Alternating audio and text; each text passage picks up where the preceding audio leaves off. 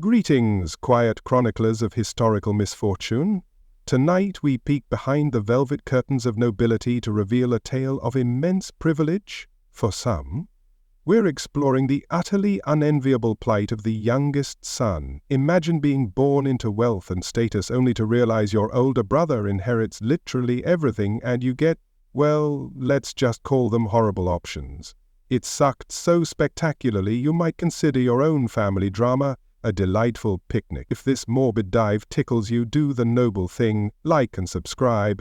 Now, dim the lights, and let's ease into this miserable history. To understand the spectacular misfortune of being a younger son in a noble family, we must first talk about the rule that condemned them from birth. It's a concept both elegantly simple and brutally effective, a cornerstone of aristocratic power that operated with the cold, unfeeling logic of a guillotine. This wasn't just a family tradition, it was a rigid legal and social custom that dictated the flow of wealth, power, and land for centuries. It was the system that ensured a dynasty's legacy wouldn't be frivolously split into a dozen useless little pieces. It was a word that, for a firstborn son, sounded like winning the greatest lottery in history. For everyone else, it was the sound of a door slamming shut.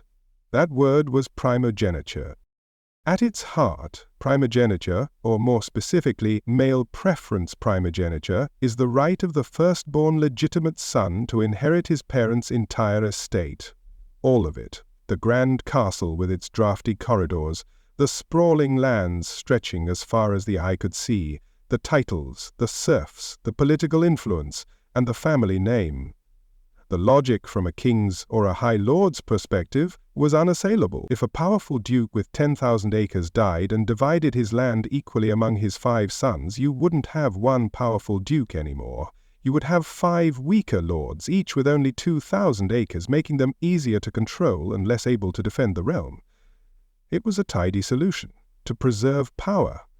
Sensible if you weren't son number 2, 3, or 4. For the eldest, life was a gilded path. From the moment he drew his first breath, he was the heir. He was given the best tutors, the finest clothes, the most powerful warhorse. He was taught how to manage the estate, how to lead men in battle, and how to navigate the treacherous currents of court politics. His marriage was not a matter of love, but a strategic alliance to acquire more land or forge a powerful connection. He was the future, the living embodiment of the family's legacy and ambition. His brothers were, in the bluntest terms, the spares, necessary in case the heir met an untimely end from disease or a poorly aimed lance, but otherwise a complication to be managed. And what did our unlucky younger son get from this arrangement? What was his inheritance? In most cases it was a list of things he didn't get. He didn't get the castle, he didn't get the lands, he didn't get the title. He didn't get to be the one his father proudly presented at court. Instead, he got a pat on the head and a list of bleak life choices.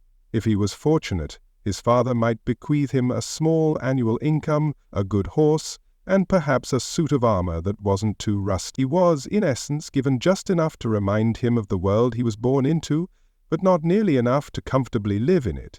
His inheritance was a profound and soul-crushing lack of expectation.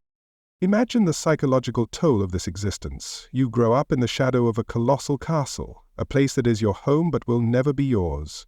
You eat at the high table but you are merely a guest. You wear the family crest but it is not your sigil to command. Every privilege you enjoy is temporary, a hand-me-down from the main event, your older brother. The servants are polite but they know who truly matters. This created a deep, festering resentment in many young noblemen. They were raised with the pride of an aristocrat but possessed the prospects of a commoner. It was a recipe for a deeply bitter and often dangerous man, a man with nothing to his name and, more importantly, nothing to lose. So, what was a landless, titleless son of a nobleman to do?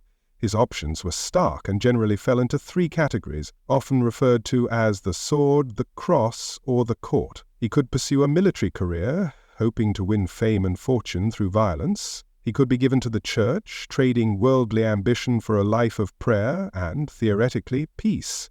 Or he could try to hang on at the fringes of a royal or ducal court, living as a sycophant, a professional guest hoping for scraps of patronage, to fall from the high table. None of these paths were guaranteed, and each came with its own special brand of misery and humiliation. The path of the sword was perhaps the most straightforward. In an age of constant warfare, a strong young man with military training was a useful commodity.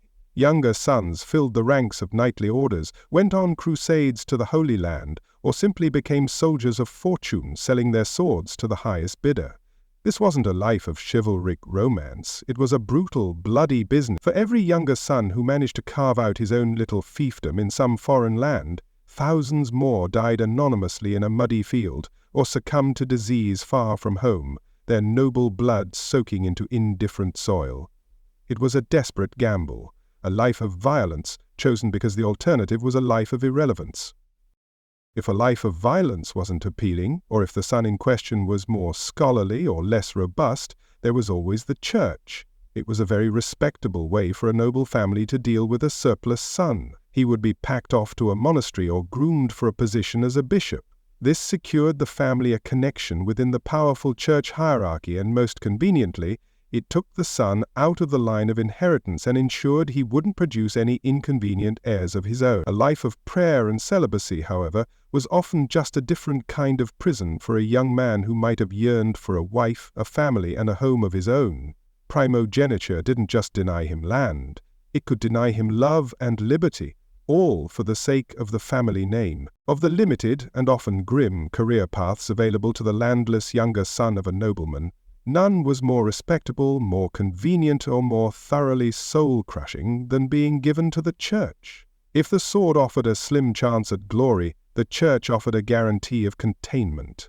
It was the perfect solution for a family with a surplus of sons and a deficit of inheritable property. It was a way to remove a potential rival from the board, not with a dagger in the dark, but with a Bible and a blessing. The act was cloaked in the sacred language of piety and devotion, a noble sacrifice for the glory of God. The underlying transaction, however, was far more cynical and worldly. It was a cold calculation of assets. The family, by donating a son to the church, gained immense social prestige.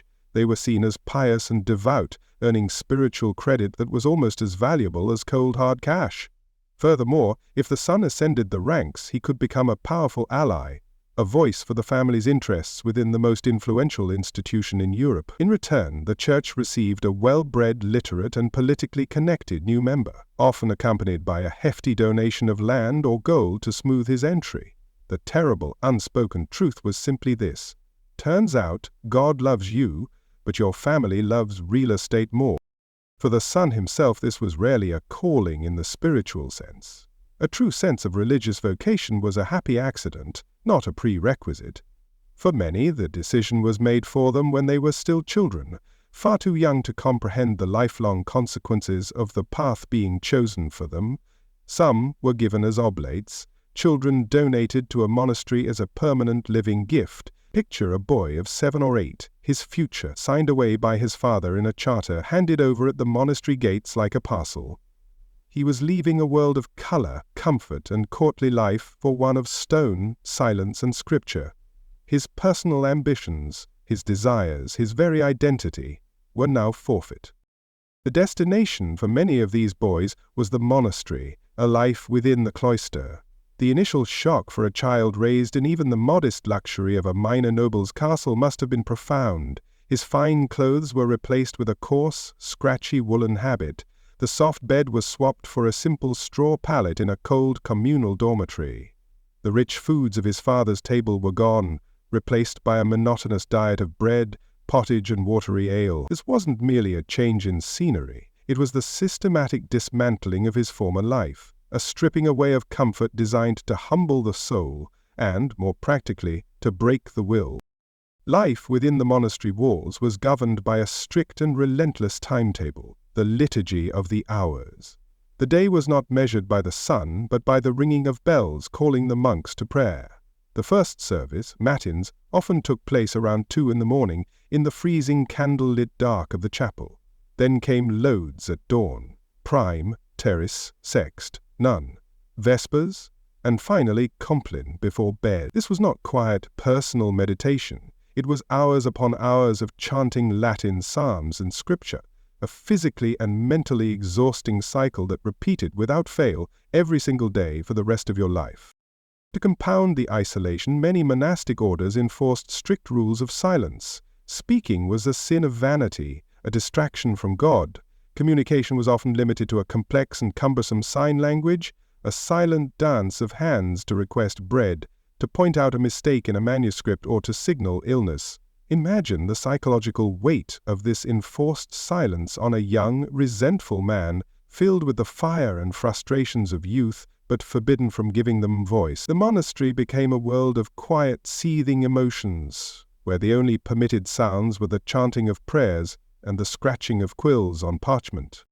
The monastic ideal was ora et labora, pray and work. The endless cycle of prayer was paired with hours of manual labor. A young nobleman who had been raised to believe that physical work was beneath him now found himself toiling in the monastery's fields, tending livestock, brewing beer, or working in the kitchens. This was intended to instill humility, to remind him that all men were equal in the eyes of God. For many, however, it must have felt like the final humiliation, a confirmation that they had been demoted from the ruling class to the laboring class, albeit with better job security. For those with a more delicate constitution or a scholarly bent, the work might take place in the scriptorium. Here, in the cold, quiet library, monks performed the vital task of copying and preserving texts. While this sounds more dignified than slopping out the pigs, it was its own form of grueling labor. Hunched over a desk for hours on end, with only the faint light from a window, the monk would painstakingly copy manuscripts letter by letter. It was a task that demanded immense concentration, leading to eye strain, cramped fingers, and aching backs. It was a prison of parchment, a life spent reproducing the words of others without ever being allowed to write your own. Beyond the vows of poverty and obedience, the most challenging for any young man was the vow of chastity. While his older brother was out in the world, securing the family line by marrying a wealthy heiress and producing a brood of heirs, the monk was committed to a life of celibacy. He was a genetic dead end, his branch of the family tree deliberately pruned away. This denial of love, family, and physical intimacy was a profound sacrifice, and for those who had not chosen it freely, it was a source of immense private torment and temptation in a world that outside the monastery walls was obsessed with bloodlines and procreation. Not every younger son was destined for the cloister, however. An alternative path existed within the church, that of the secular clergy. Becoming a priest allowed for a life outside the monastery walls, engaging with the community and managing the spiritual affairs of the laity. This path offered a sliver more freedom than that of a monk, but it was still a life defined by service and subservience, not to an abbot, but to a bishop and the rigid hierarchy of the church. It was in many ways just a larger, more populated prison. The training to become a priest was long and arduous. It involved years of study at a cathedral school or one of the newly forming universities. The curriculum was unforgiving, focusing on Latin, theology, canon law, and philosophy. This was not an education designed to foster critical thinking, but rather to instill dogma and ensure absolute conformity to church doctrine. The goal was to create a reliable functionary of the faith, a man who could recite the liturgy, administer the sacraments, and uphold the authority of the church without question. For a younger son without powerful family connections, the ultimate destination after all this training was often a humble position as a parish priest. He might be assigned to a small, forgotten village, living in a simple priest's house and tending to the spiritual needs of a flock of illiterate peasants. His days would be filled with baptisms, marriages, funerals, hearing confessions about stolen chickens, and trying to explain complex Latin theology to people whose primary concern was whether the harvest would fail. It was a life of immense responsibility, but also one of profound isolation, a universe away from the power and prestige he was born to witness but not to wield. And here, too, the vow of celibacy cast a long shadow. A parish priest lived in the very heart of the community he was forbidden from joining. He blessed the weddings of young couples, baptized their children, and watched families grow, all while being denied one of his own. The loneliness could be immense, and historical records are filled with accounts of priests who struggled with this vow, sometimes secretly keeping a housekeeper who was a wife in all but name, a constant source of scandal and ecclesiastical fines. For the vast majority of these men there was little hope of advancement. The great ladder of the church hierarchy was crowded, and its upper rungs were greased with money and influence. A common parish priest was likely to remain a common parish priest for his entire life. He had successfully been removed from the line of inheritance, his purpose fulfilled. He was a man of God, yes, but he was also a loose end that had been neatly tied up, tucked away where he could cause no trouble for the grand family enterprise. There was, however, another path. The jackpot. The grand prize for the clerical youngest son. This was the path to becoming a bishop, an archbishop, or even a cardinal.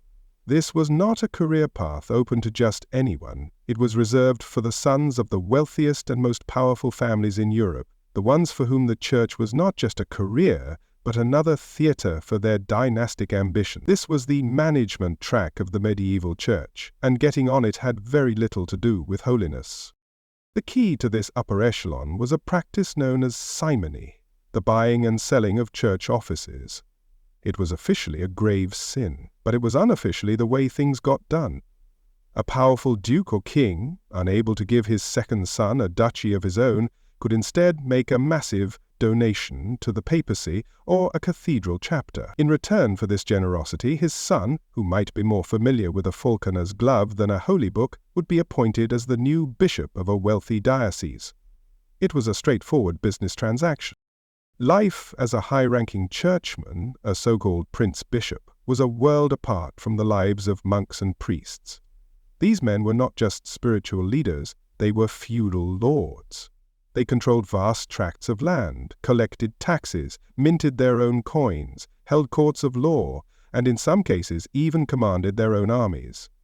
They lived in palaces, not monasteries. They wore robes of silk and fur, not scratchy wool. Their days were spent not in prayer, but in politics, diplomacy, and the administration of their immense wealth. The hypocrisy was often staggering.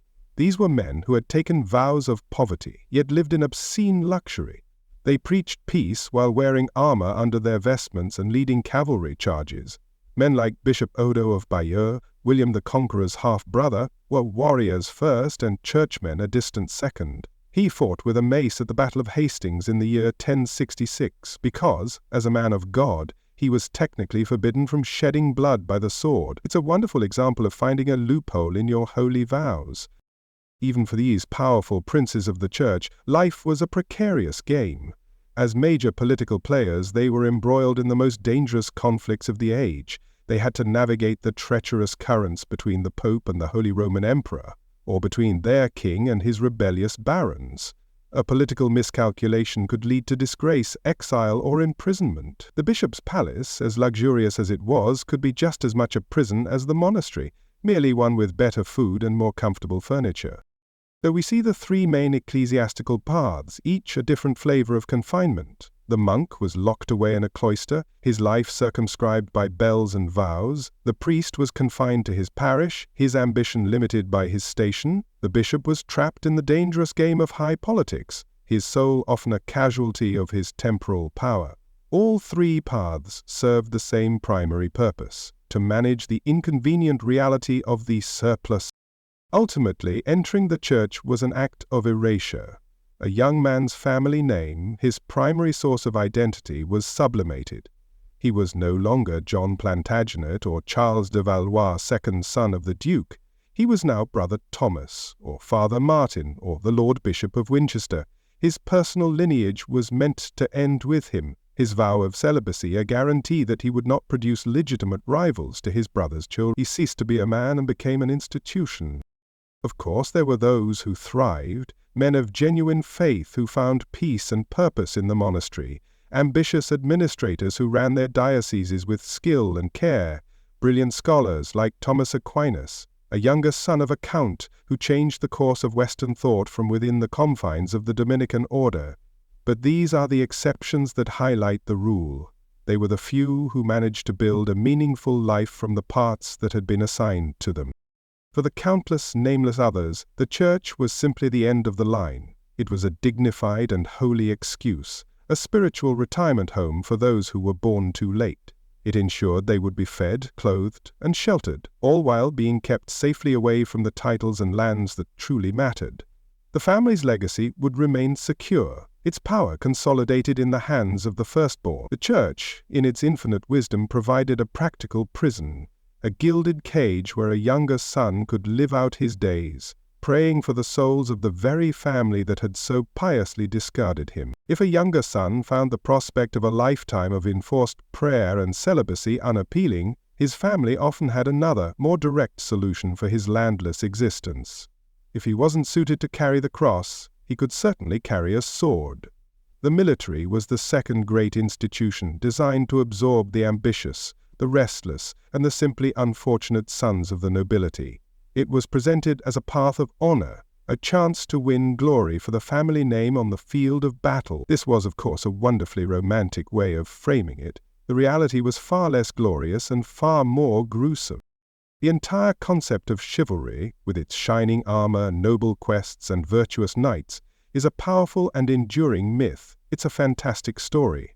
The problem is that for most younger sons, it was just that, a story. Their entry into the military world was not driven by a noble calling to protect the innocent, but by the cold, hard fact that they had no land, no title, and no future. The sword was not a symbol of justice, it was a tool for a trade, and the trade was violence. It was a career path where the primary job requirement was a willingness to die for someone else's cause. This brings us to the fundamental, brutal bargain offered to the military-minded younger son. He was given a chance to participate in the great and glorious events of his time. He could fight in epic battles, serve powerful kings, and perhaps even have a ballad sung about his bravery. So, you get to die valiantly. Just, for someone else's land, and probably without health insurance. Your death would be a tragedy for your immediate family, perhaps, but for the dynasty as a whole, it was just the cost of doing business. A disposable asset spent to protect the real prize, the inheritance that was never yours. The journey began at a tender age, often as young as 7 or 8, when the boy would be sent away from his home to serve as a page in the household of another, more powerful lord. This was an apprenticeship in the ways of the nobility, but it was far from glamorous. A page was, in essence, a high-born servant. He would learn to ride and handle weapons, but he would also serve meals at the high table, carry messages, help the ladies of the castle with their errands, and learn the intricate rules of courtly etiquette. It was a lesson in humility and a constant reminder of his subordinate status. After several years as a page, if he proved competent, he would graduate to the rank of squire, usually in his mid-teens. This was a significant step up, as the squire was assigned to a specific knight. Now, the training became far more serious and far more dangerous. A squire was responsible for his knight's armor, his weapons, and his priceless warhorse. In battle, he would follow his knight, ready with a spare lance, a fresh horse, or assistance if his master was unhorsed. He was on the battlefield, in the thick of the chaos and the killing, but without the status or the heavy armor of a knight. It was all of the risk for none of the reward. Should he survive his squirehood, he would eventually be dubbed a knight himself, usually in his late teens or early 20s. The ceremony could be a grand affair, a solemn vigil in a chapel, followed by a lord tapping him on the shoulder with a sword and proclaiming him sir. It was the culmination of his entire youth. It was also his graduation into a lifetime of professional peril.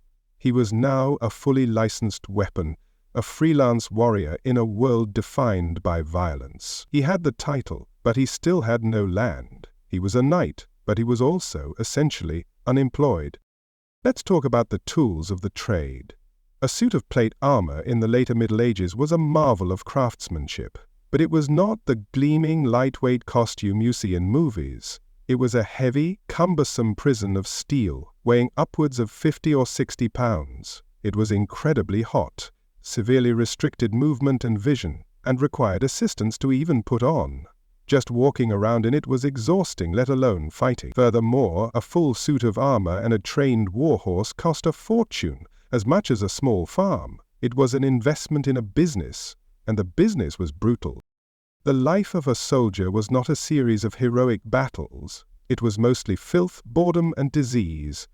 A military campaign involved long, grueling marches in all kinds of weather, often through hostile territory. The soldiers slept in muddy fields or crowded tents with non-existent sanitation. Clean water was a luxury.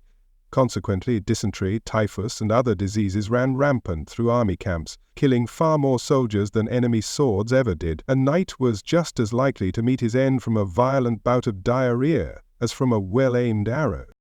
If the campaign led to a siege, the misery was compounded. Sieges were not the exciting, action-packed events of fiction. They were protracted, mind-numbingly dull affairs that could drag on for months, even years. For the besieging army, it meant an endless wait in a squalid camp, rationing food, fending off disease, and occasionally engaging in pointless, bloody skirmishes. For the younger son, it was a tedious gamble, waiting for the defenders to starve before his own army succumbed to sickness, or for a share of whatever loot might be inside the castle walls. And what of battle itself? It was not a series of elegant one-on-one duels. It was a chaotic, terrifying, and brutally intimate experience. Imagine the noise, the roar of shouting men, the screaming of wounded horses, the thunder of a cavalry charge, the clang of steel on steel.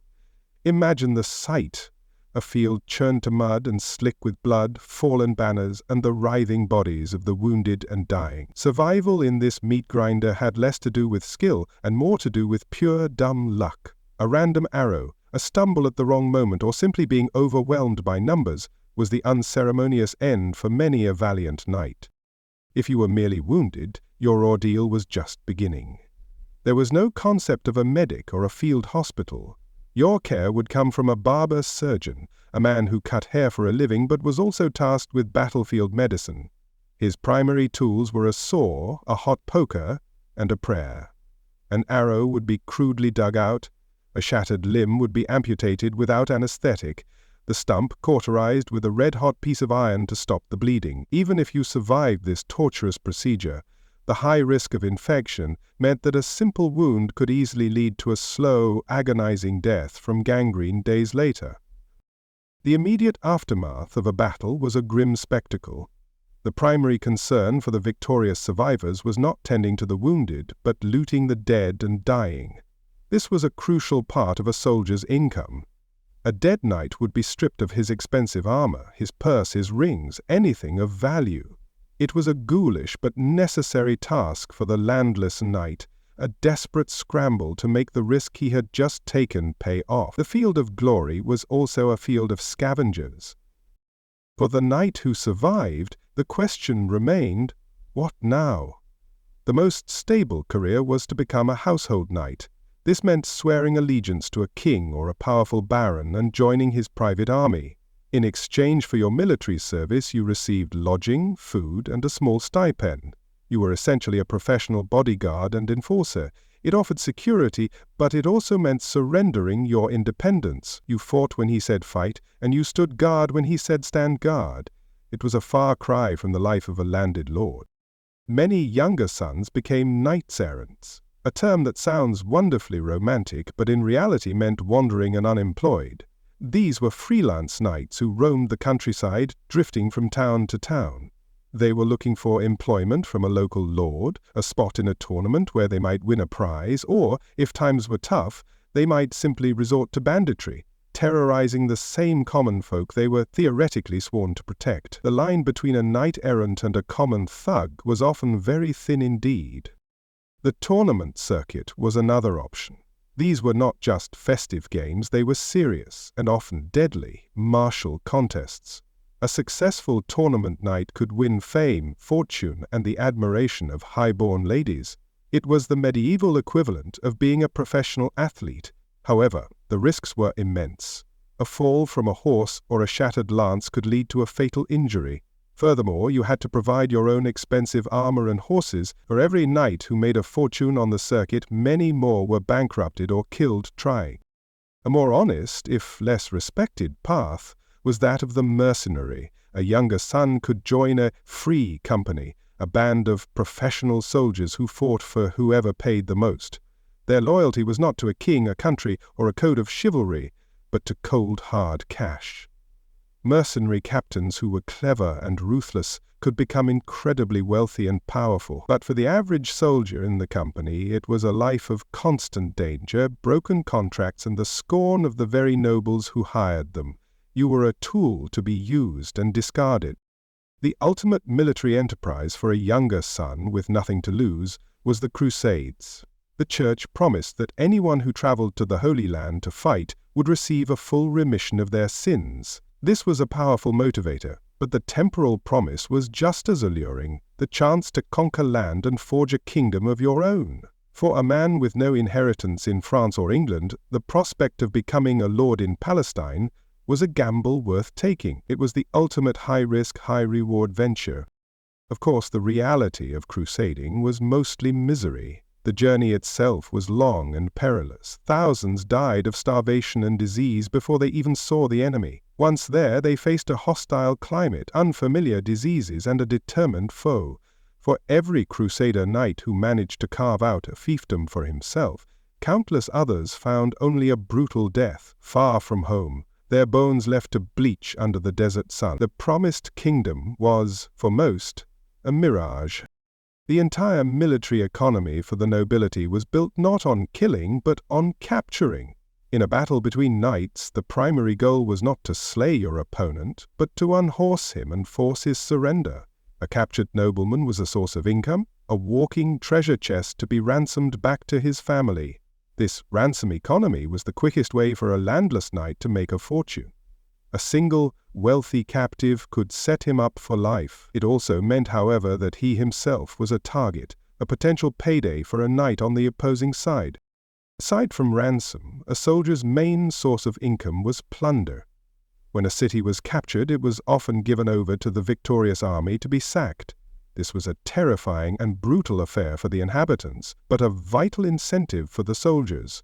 A knight who had been fighting for months with little pay could seize a lifetime's worth of wealth in a few hours of frenzied looting. This ugly reality of theft and violence was the engine that powered many medieval armies, a far cry from any chivalric ideal.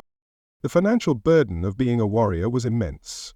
A younger son often started his career in debt, having borrowed heavily to afford the necessary armor, weapons, and war horses.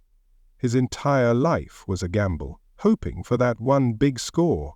A rich prisoner, a bag of jewels from a sacked city that would finally make him solvent. Many chased this dream their entire lives, falling ever deeper into debt until they were killed or became too old to fight. And what of retirement? For the knightly class there was no such thing. If you managed, against all odds, to survive into your 40s or 50s, you were often left with nothing. Your body was broken by old injuries, and your fighting days were over. Without land or title, there was no estate to retire to. A lucky few might be granted a small pension by a grateful lord, or given a place in a hospital run by a military order like the Knights Hospitaller. The vast majority simply faded into poverty and obscurity, forgotten heroes of forgotten wars. In the end, the path of the sword was a spectacular dead end for most who walked it. It was a system that took the energy, ambition, and courage of a generation of young men and channeled it into a brutal, meat-grinding enterprise. The promise of glory was the sugar that helped the medicine of a disposable life go down. It was a narrative designed to convince a man that dying in a muddy field for his brother's inheritance was a noble and worthy sacrifice. The military, therefore, was not a genuine opportunity for advancement so much as a grim and final solution to the problem of the spare heir. It promised a life of adventure, but usually delivered an early grave. It offered a chance at glory, but more often ended in the grime of a chaotic battlefield. For the vast majority of younger sons who picked up a sword, their only certain inheritance was the cold comfort of knowing they had served their purpose, clearing the way for the family line to continue, unburdened and unbroken, without them. If our younger son managed to survive the spiritual confinement of the church and the physical grime of the battlefield, one final desperate path remained open to him. It was a path that promised the ultimate prize: land, wealth, and a legitimate place in the world. This was the path of marriage. But let us be clear from the outset, this was not a quest for love, romance, or a soulmate. It was a hunt. It was a high-stakes, deeply cynical, and often ruthless search for one very specific person, a wealthy heiress. For a man with nothing, marrying well was not just an option, it was the entire strategy. The social world of the high nobility functioned as a brutally competitive marketplace, and the most valuable commodity was an unmarried woman with a large inheritance. The great courts of Europe were the trading floors where these assets were displayed and appraised. A younger son would enter this market with very little capital. He had no lands to offer, no great fortune to his name. His only assets were his noble bloodline, whatever charm he could muster, and perhaps a reputation for bravery if he'd survived a few campaigns. He was, in modern terms, a high-risk startup looking for a venture capitalist to fund his entire existence. This endeavor was not a romance. It was a hostile takeover of someone's dowry. The younger son's entire future hinged on his ability to convince the father of a wealthy girl that he, a landless nobody, was a better investment for the family's future than his richer, landed rivals. His courtship was not a series of sweet-nothings whispered in a garden. It was a campaign of strategic calculation, a business pitch, where the goal was to merge his noble name with her valuable asset. Love was a currency he simply couldn't afford. The only currency that mattered was measured in acres, castles, and annual income. The first step in this quest was identifying a suitable target. Not just any nobleman's daughter would do. A girl with several brothers was just as useless to him as her landless brothers were to the world. His prize was a very specific demographic accident, the heiress. This was a daughter of a landowner who had the great misfortune, or foresight, depending on your perspective, of failing to produce any living sons. By the laws of inheritance in many parts of Europe, this meant his entire estate, lands, titles, and all, would pass to his daughter. She became a vessel for the family legacy, a prize to be claimed. Of course, there were different tiers of heiresses. At the very top were the great heiresses, women who stood to inherit entire counties, duchies, or vast baronies. Women like Eleanor of Aquitaine in the 12th century were not just brides, they were political and military prizes of the highest order. The hand of such a woman was not won through charm, it was decided by kings and popes. It was a matter of high statecraft. A penniless younger son had about as much chance of marrying a great heiress as he did of sprouting wings and flying. These women were in a league far beyond his reach. The more realistic target, the bread and butter of the ambitious younger son, was the minor heiress. This was the daughter of a lesser baron, a man who held a single respectable castle, a few villages, and enough farmland to provide a comfortable, if not extravagant, income.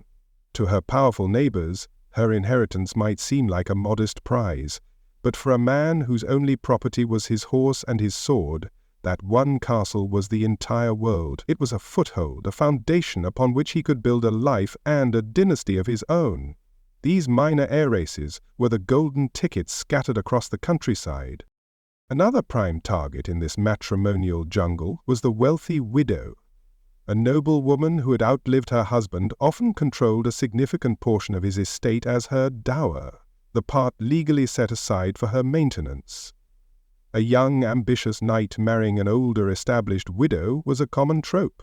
She offered stability and immense wealth, and he offered protection, companionship, and a chance for her to have more children to secure her late husband's legacy. Of course, a wealthy widow was also experienced, powerful in her own right, and likely far less naive than a young girl. She would be a much harder negotiator. With his target identified, the younger son had to begin his campaign of courtship. Having no material wealth to offer, he had to sell himself. His personality became his primary product. He had to be an excellent conversationalist, witty and engaging. He needed to be a graceful dancer, a skilled hunter, and a composer of passable poetry if possible. He had to be seen at court, making a good impression on the powerful men and women who could influence the father of his intended bride. Every moment was an audition, a performance designed to project an image of a man worthy of a great prize. Appearance was everything. He might be drowning in debt, but he could not afford to look poor. What little money he had from his meager allowance or military pay would be spent on fine clothes, a well-groomed horse, and perhaps a single impressive piece of jewelry. This wasn't vanity, it was marketing. He was creating the illusion of success, projecting an aura of confidence and noble bearing that might mask his empty pocket. He had to look like a man who was going places, even if he currently had nowhere to sleep but a shared room in another man's castle. The tournament field was a key stage for this performance. It was the medieval equivalent of a high-stakes dating app. Here, a landless knight could showcase his martial skill, the one area where he might be able to outshine his wealthier rivals. A string of victories in the joust or the melee could make him a celebrity overnight. It would win him not only prize money but also the attention and admiration of the ladies in the stands and, more importantly, their father. A tournament victory could transform a nobody into a hot commodity on the marriage market. Throughout this entire process, it was crucial to remember who the real audience was. While the young man might exchange pleasantries and flirtatious glances with the heiress herself, he was not really courting her, he was courting her father. The lord of the estate was the gatekeeper, the man who had to be convinced. The suitor had to persuade him that his noble bloodline, his military prowess, and his potential would serve the family's legacy better than a rival's larger but perhaps less vigorous estate. It was a pitch made to a CEO, not a profession of love made to his daughter. And the competition was fierce. Our younger son was not the only one with this brilliant idea. The courts were teeming with other ambitious, landless knights, all circling the same handful of eligible heiresses. He was also competing against established widowers looking for a second wife, and even landed heirs who simply wanted to expand their own domains by absorbing a neighbor's property. The backstabbing, rumor-mongering, and political maneuvering in the hunt for an heiress could be just as vicious as any battlefield. While the heiress herself was often treated as little more than a piece of property in these negotiations, her opinion was not always completely irrelevant. If a suitor could genuinely charm her, win her affection, and make her an ally, it could significantly improve his chances. She could plead his case to her father, soften his heart, or express a strong preference that a politically savvy father might choose to honor. Gaining her affection was a strategic advantage, a bonus feature in the proposal, but rarely was it the main objective. Once a suitor was accepted, the process moved from the ballroom to the lawyer's office. The creation of the marriage contract was a cold, unsentimental affair, a negotiation between two families about the transfer of assets. The document would be meticulously detailed, outlining the exact properties, rights, and incomes that made up the dowry. Love, affection, and happiness were not clauses you would find in these contracts. It was all about the land, the money, and the power. These contracts were masterpieces of legal protectionism. They would specify exactly who would administer the wife's lands, the husband, yes, but often with oversight from her family. They would detail the dower, the portion of the estate the wife would be entitled to should her new husband die. Crucially, they would outline what would happen if the wife died without producing a male heir. Often the land would revert to her family, leaving the husband out in the cold once again. Every loophole was considered, every contingency planned for. We must spare a thought for the woman at the center of this transaction. The heiress was trapped in her own gilded cage. While her inheritance made her desirable, it also robbed her of her freedom.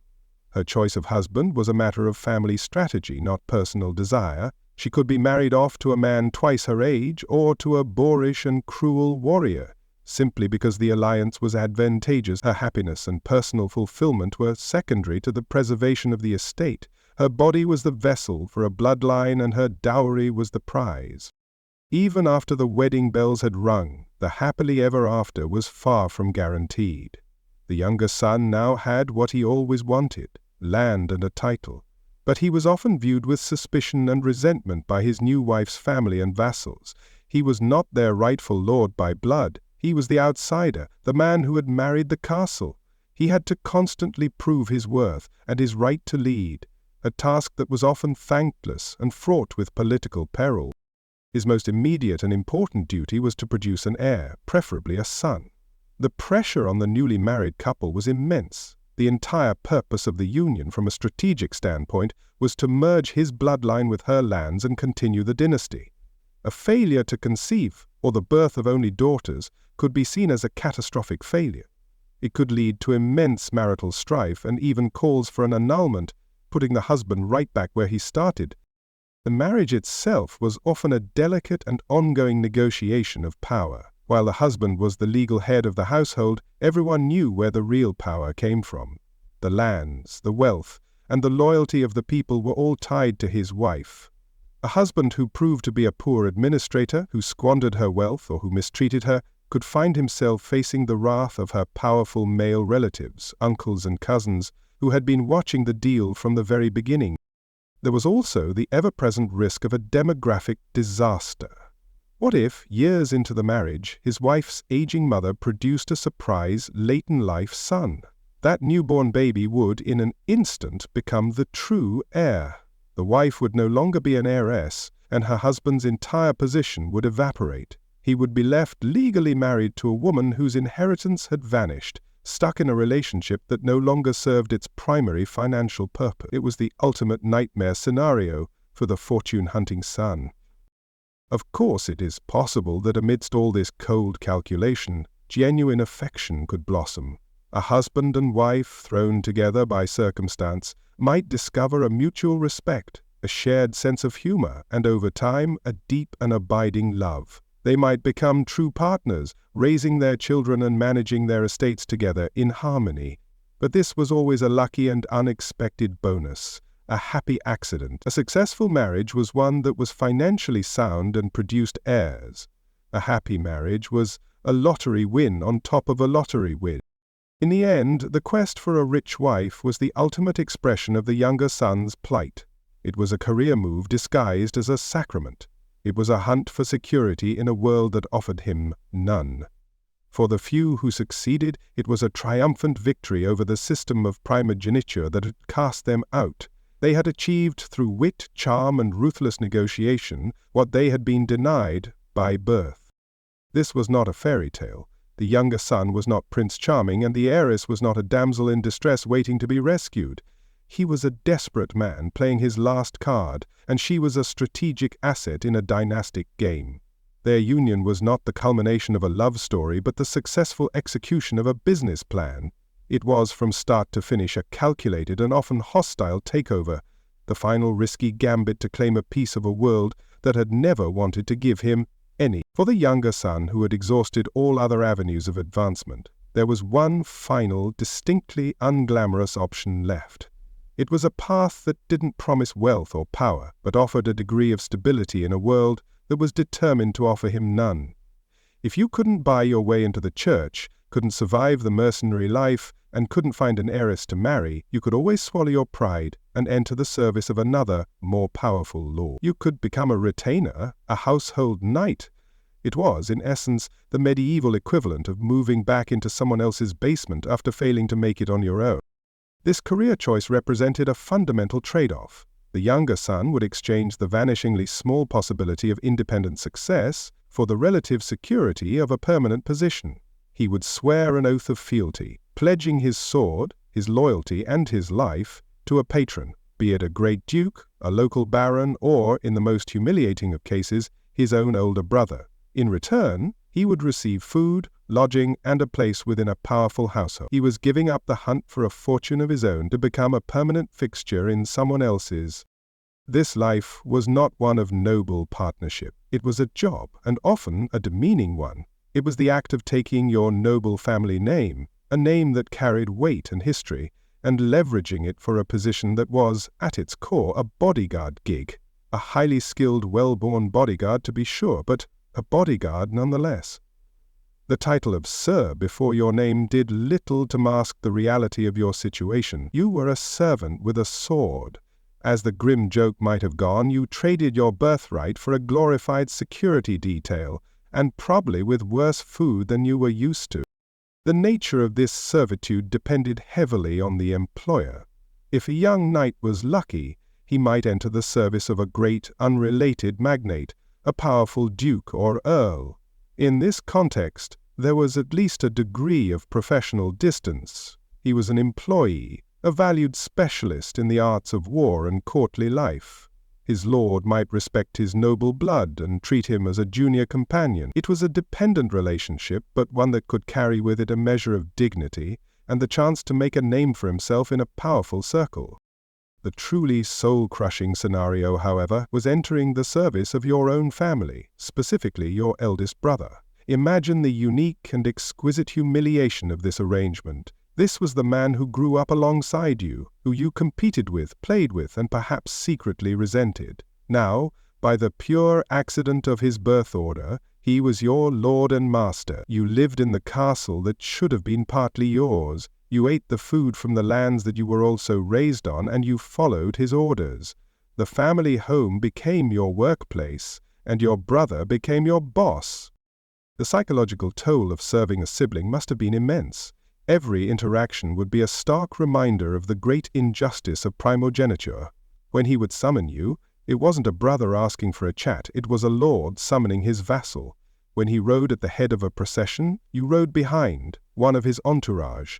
The family dinner table, a place of supposed equality, became a daily performance of the new hierarchy. He sat at the head, the lord of the manor, while you sat among the other household retainers, a perpetual subordinate in your own home. It was a recipe for a deep and abiding bitterness. The job description of a household knight went far beyond simply fighting in battles. The most fundamental duty was that of a bodyguard. You would stand guard outside your lord's chambers at night, a human shield against assassins. You would accompany him when he traveled, ride with him when he hunted, and stand behind his chair during tense diplomatic meetings. And it was a life comprised of long stretches of intense boredom, punctuated by moments of sheer terror, where you were expected to lay down your life without a second thought. You were also your lord's enforcer. If a rival lord was encroaching on his lands, you would be part of the raiding party sent to burn his crops. If his tenants were refusing to pay their rents, you and your fellow knights would be the ones sent to persuade them, a task that could range from stern words to outright violence. You were the physical manifestation of your lord's authority, the mailed fist that backed up his command. It was dirty work, but it was a core part of the job. In an age without reliable mail services or telecommunication, a retainer often served as a trusted messenger. A lord might need to send a secret, urgent message to an ally or to the king. A written note could be intercepted, so the message would be entrusted to a loyal knight. This wasn't a simple errand. It involved long, hard journeys on horseback, often for days or weeks through dangerous territory filled with bandits and the agents of enemy lords. Safely delivering the message, and yourself, was a mission of critical importance. At great feasts, tournaments, and courtly events, the household knights served a more decorative purpose. A lord's power was measured in part by the size and quality of his retinue. A large band of well-armed, loyal knights was a potent symbol of wealth and military might. In these situations, your job was simply to be present, to look imposing, disciplined, and fiercely loyal. You were a status symbol, a piece of the lordly furniture, albeit a piece that could draw a sword and kill a man at a moment's notice. Beyond these official duties, the life of a retainer was one of constant personal service. You were in essence a high-born lackey at the beck and call of your lord. He might ask you to go and inspect the new war horses in the stables, to oversee a shipment of wine, or to help his wife and her ladies mount their horses for a ride. No task was too small if the lord commanded it. It was a comprehensive form of servitude, where the line between your professional duties and your personal life was non-existent. In a particularly ironic twist, you might be tasked with the military training of your lord's children. If serving your older brother, this would mean teaching your own nephews how to fight.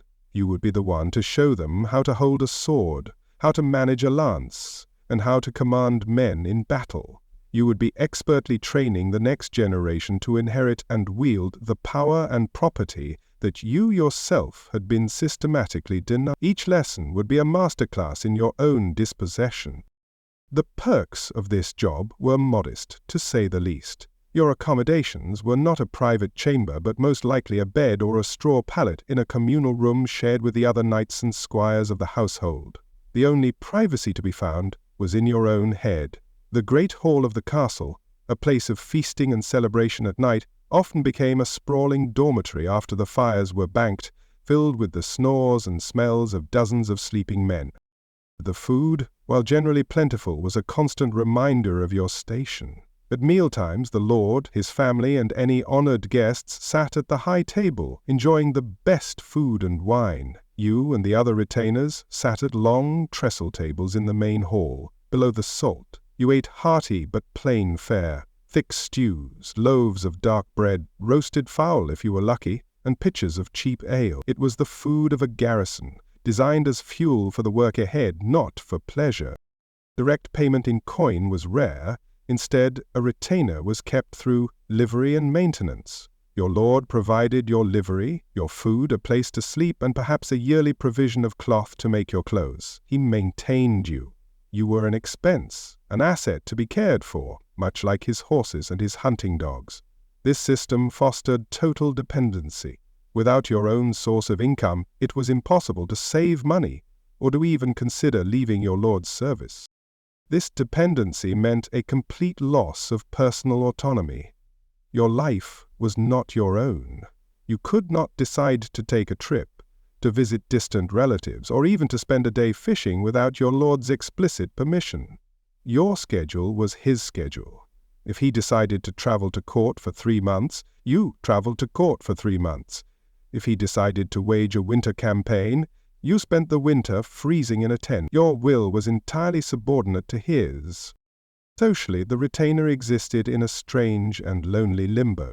Your noble birth made you superior to the vast population of servants, peasants, and merchants. You were a sir and commanded a certain respect. However, within the castle walls, you were acutely aware of your inferiority to the lord, his wife, and his children.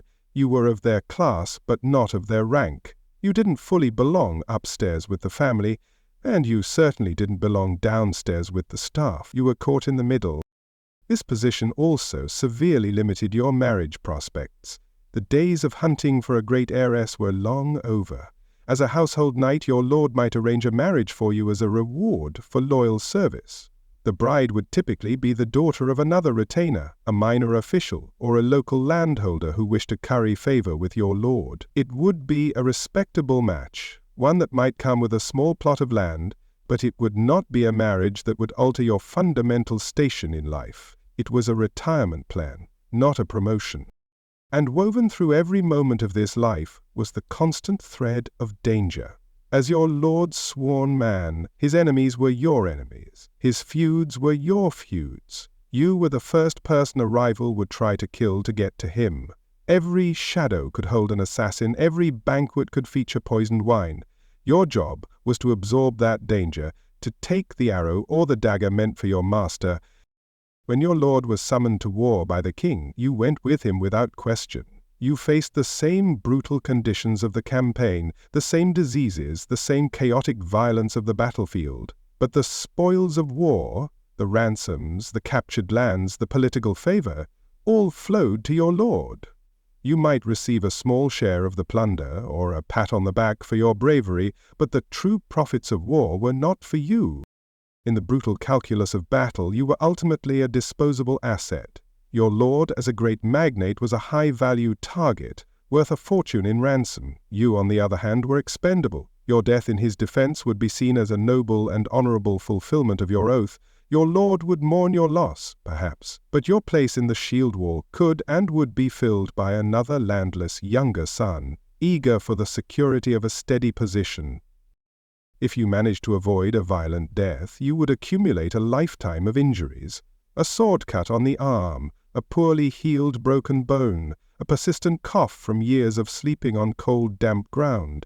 There was no concept of a pension or health care. A knight who became too old or too injured to fight was a knight who was no longer useful. He might be retired to a small cottage if he was lucky, but many were simply let go, left to live out their final years in poverty with nothing but their scars to show for a lifetime of loyal service.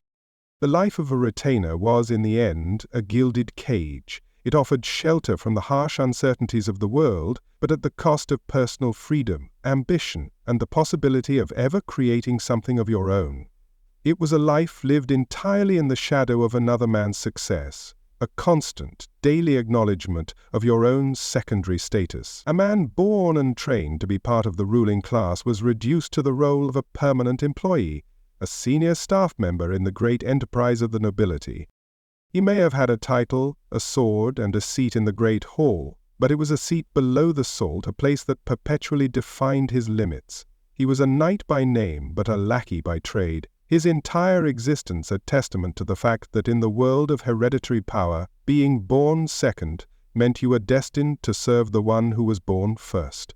It was a safe life, perhaps, but it was a small one, a footnote in the grand story of the family that had cast him aside. In the grand, often brutal calculus of noble life, we have seen how a younger son was systematically stripped of inheritance and pushed towards a life in the church, the military, or the service of another. He was given his meager options and sent out into the world. It would be easy to assume that this was a form of liberation, that once he was out of the family castle he was finally free from his family's direct control. This assumption, however, would be profoundly and miserably wrong. The younger son was never truly free, for he was always tied to his family by an invisible, unbreakable leash, their expectations. While the family had no land to give him, they had given him their name, and in the intricate, high-stakes world of the European nobility, a family's name was its single most important asset. It was their brand, their credit score, and their reputation all rolled into one. A good name, burnished by honor, piety, and success, could secure powerful marriage alliances, favorable loans from merchants, and the respect of rival houses. A tarnished name, stained by cowardice, scandal, or incompetence, could be ruinous. The younger son, wherever he went, was a walking, talking advertisement for his family. He was a brand ambassador who could either elevate the brand or drag it through the mud. This placed the young man in a terrible predicament. The pressure was not simply to succeed for his own sake, but more importantly, to avoid failing for theirs. His personal triumphs would be claimed by the collective, but his personal failures would be a reflection on them all. It was a constant unspoken thread that hung over his head. So, no pressure, but if you screw up your life as a landless knight in some forgotten corner of Flanders, be assured that Uncle Reginald's toast at the next family feast back home is going to be a grimly amusing sermon all about you and your spectacular incompetence.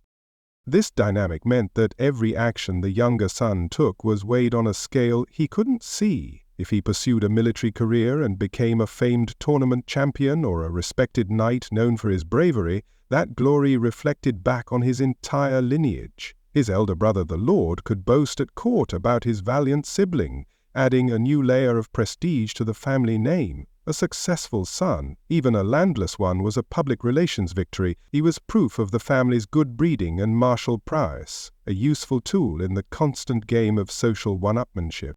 Conversely, the consequences of failure were devastatingly public. A younger son who was caught cheating at cards, who fled from a battle, or who was dismissed from a lord's service for drunkenness, became a stain upon the honor of his house. The story would spread like wildfire through the interconnected courts of Europe. Whispered with glee by rival families, his failure was not just a personal tragedy. It was a weapon that could be used against his family, a point of mockery that could undermine their standing and prestige for years to come.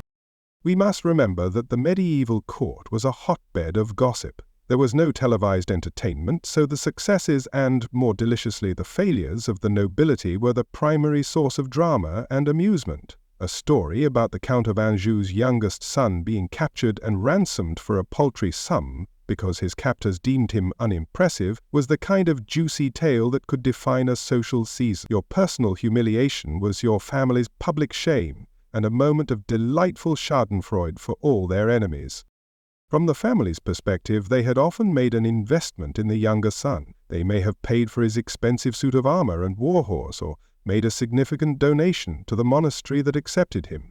They didn't see this as a gift, but as capital expenditure in the family's portfolio of honor and influence. A son who succeeded was a good return on investment. A son who failed spectacularly was a bad investment, an embarrassment, who had squandered the family's resources and brought them nothing but disgrace in return. The definitions of success and failure were specific to each potential career path. In the church, success was not merely being a priest, it was climbing the ladder, becoming the abbot of a respected monastery, or, the ultimate prize, a bishop, brought immense prestige and influence. Failure was languishing as an obscure and impoverished parish priest, or worse, being publicly defrocked for breaking your vows of celibacy or for holding heretical views. One path brought the family a powerful ally in heaven and on earth. The other brought them shame. In the military, success for a knight was measured in valor and profit. Winning a tournament, earning a reputation for courage on the battlefield, or capturing a wealthy nobleman for ransom were all major victories. This was the ideal. Failure was being branded a coward, getting caught looting a church or dying in a foolish, undignified manner, perhaps by falling off your horse while drunk. One brought songs of glory, the other brought cautionary tales told with a smirk. If the son chose the morally grey path of a mercenary, the stakes for the family's reputation were even higher. Success meant becoming a powerful and feared mercenary captain, a man like Sir John Hawkwood, who carved out his own de facto state in Italy. He was dangerous, but he was undeniably a success. Failure meant being on the losing side of a conflict, and being unceremoniously hanged as a common criminal, your noble name forever associated with the image of a bandit swinging from a rope. In the desperate hunt for an heiress, success was clear, landing the big prize. A successful marriage to a woman of property elevated not just the son, but the entire family, expanding their network of lands and influence. Failure was a series of public rejections, or worse, being implicated in a courtly scandal, perhaps an illicit affair with a married woman. The worst failure of all was making a disastrous match out of desperation, marrying a woman of low birth or ill repute, and polluting the family's precious bloodline. Even in the safe role of a retainer, the pressure was on. Success meant becoming the indispensable right-hand man to a great lord, your name synonymous with loyalty and competence. It meant your lord would speak highly of your family for having produced such a fine man. Failure was being dismissed for incompetence, disloyalty, or some other disgrace, and being sent home like a faulty piece of equipment, a clear statement to the world that your family produced shoddy goods. The ultimate failure, the nightmare scenario that kept patriarchs awake at night, was a son who ended up in debtor's prison, who was reduced to begging, or who was tried and executed for a common crime. This was a stain so profound it could take generations to wash away. It was a public declaration of the family's decay, a failure of blood and breeding that their rivals would never let them forget. To prevent such disasters, the family had several methods of long-distance enforcement. The most common was the concerned letter from home. A mother or father would write, expressing their undying love and affection before casually inserting a few pointed questions based on the latest gossip. My dearest son, we pray for you daily. By the way, is it true what we hear about you and the wife of the local wool merchant? These letters were missives of love, wrapped around a core of surveillance. The most effective tool of control was, of course, money. Any allowance the son received, any financial support for his endeavors was entirely conditional. It was a financial leash that could be tightened or loosened at will. If reports of his misbehavior reached home, the funds could be cut off in an instant. This threat of being cast out into true destitution, with no support whatsoever, was a powerful motivator to stay in line. The noble world was a small one, and the family's information network was vast. A cousin serving at the royal court, an uncle who was the bishop of a neighboring diocese, a sister married to a baron in another land, they all served as the eyes and ears of the family patriarch. The younger son was constantly being watched, his deeds reported and judged by a network of relatives who had a vested interest in the family's collective reputation. There was no escaping the family grapevine. If his behavior became truly problematic, the family could deploy the threat of formal disownment. While he had no inheritance to be disowned from, he could lose the right to use the family name and its coat of arms. This was the nuclear option. It would make him a true outcast, a man without lineage or identity, stripping him of the one last asset he possessed. It was a declaration to the world that he was no longer one of them, a social death from which there was rarely a return. And for serious transgressions, there was always the dreaded summons to come home and explain yourself. The thought of a long journey back to the family castle, only to stand before a disappointed and furious father, flanked by your successful and smug older brother, was a uniquely effective form of psychological control. The shame and humiliation of such a confrontation were a powerful deterrent against stepping too far out of line. This constant, unrelenting pressure had a profound psychological impact. For some, the fear of failure could be crippling. It could lead to a kind of analysis paralysis, where a young man becomes so afraid of making a wrong move that he fails to take any of the bold risks necessary for success. He would live a life of cautious mediocrity, his primary goal simply being to not end up as the subject of Uncle Reginald's next toast. For others, the pressure had the opposite effect. It could push a man towards reckless, desperate gambles. He might wager everything on one last joust, one impossibly dangerous military charge, or one audacious political scheme, hoping that a single brilliant success would finally silence the critics at home and prove his worth. This often ended in the very disaster the family feared most. Unsurprisingly, this endless scrutiny from the very family that had effectively disowned him could foster a deep and corrosive resentment. The feeling of, "you have given me nothing, and yet you demand everything," could curdle into a rebellious streak. A part of the son might consciously or unconsciously want to fail. A spectacular public flame-out could be the ultimate act of defiance, a way of spiting the family that had placed him in this impossible position. This is likely why so many younger sons found a new sense of identity and belonging in surrogate families. A mercenary company, a knightly order like the Templars, or a monastic brotherhood offered a new community with its own code of honor and its own measures of success. In these groups, a man was judged by his loyalty and competence, not by the name of the father who had cast him out. It was a chance to forge a new identity, free from the weight of his birth. In the end, this invisible leash of expectation was perhaps the cruelest aspect of the younger son's fate. Primogeniture took away his future, but the family's honor took away his present. He was pushed out of the home but was never allowed to truly leave. He had the freedom to go anywhere, but not the permission to be anyone other than a credit to the family name. Long after he had made peace with his lack of inheritance, he was still shackled by the weight of the reputation he was forced to carry. His life was not his to live, nor was it his to ruin. It was a performance staged for an audience of judgmental relatives, a lifelong audition for a role he could never truly win. As we have journeyed through the bleak and limited landscape of the younger son's career options, a single unifying theme emerges, a dark thread that runs through every possible life path. It is a concept more fundamental than his lack of land or his empty purse. It is the pervasive, suffocating, and absolute lack of true independence. No matter which door he was nudged through, it always led to a room where someone else was in charge. His life was a study in subservience, a masterclass in being second in command. The great lie presented to the younger son was that of choice. He could choose the church or he could choose the sword. He could choose to seek a bride or choose to enter the service of a lord. But this was a menu of options at a restaurant where the host has already ordered your meal for you. These were not choices born of freedom, but rather designated holding pens for the sons who had no place at the head of the family. Each path, while different on the surface, ultimately led to the same destination, a life lived under the authority of another.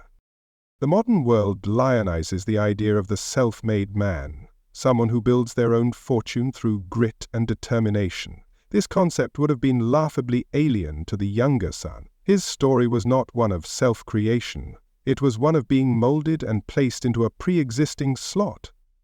A self-made man, more like a family forced into a career man. His destiny was not to forge his own path, but to walk one that had been neatly cleared for him. A path that always ran parallel to, but never intersected with true power. To understand the depth of his dependence, we must first look at his older brother, the heir. The firstborn son was the benchmark for autonomy. Once his father passed, he became the authority. He commanded his vassals, managed his finances, dispensed justice, and decided the fate of his lands and the people on them. He answered only to his own overlord, the king, and even that relationship was often one of negotiation between two powers. The elder brother was, for all intents and purposes, the master of his own small universe. He was the sun around which his local world revolved. Now, Contrast this with the son who entered the church. As a monk, he took a literal, sacred vow of obedience. His life was governed by the monastery's rule and the will of his abbot. He was told when to wake, when to pray, when to eat, and when to work. Personal initiative was a sin of pride. If he became a priest, he was still bound to the rigid hierarchy, answering to his bishop. Even if he became a great prince-bishop, he was never truly his own master. He was a player in the immense ancient machine of the Church, beholden to the authority of archbishops, cardinals, and the Pope himself. The military man, the gallant knight, was a perfect model of the chain of command. His entire existence was structured around following orders. He obeyed his captain, who obeyed his lord, who obeyed the king. In the military sphere, independence of thought was not a virtue. It was insubordination, an offense that could easily get you executed. The younger son who became a soldier had no say in the wars he fought. He did not choose the enemy. He did not devise the strategy, and he did not decide the cause. He was a weapon, and a weapon does not question the hand that wields it. The life of a retainer was perhaps the most explicit form of surrendered autonomy. By swearing an oath of fealty, a man formally made himself his lord's man. His life was no longer his own. His sword was his lord's sword. His time was his lord's time. He was a permanent part of his master's household, a piece of his entourage, his security detail, and his political capital. He could not leave, marry, or make any significant life decision without his lord's permission. It was a contract of near-total dependence.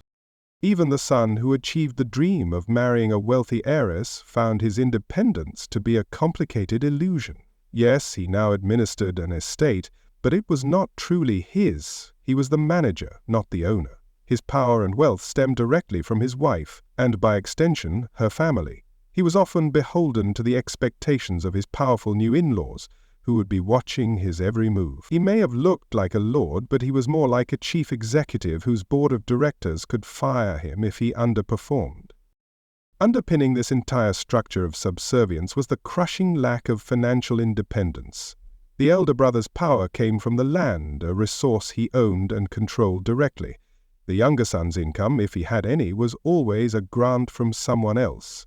It was an allowance from his father, a stipend from his lord, a benefice from the church, or the revenue from his wife's estate. This money came with strings attached. It was a salary for a job, and it could be withdrawn if his performance was deemed unsatisfactory.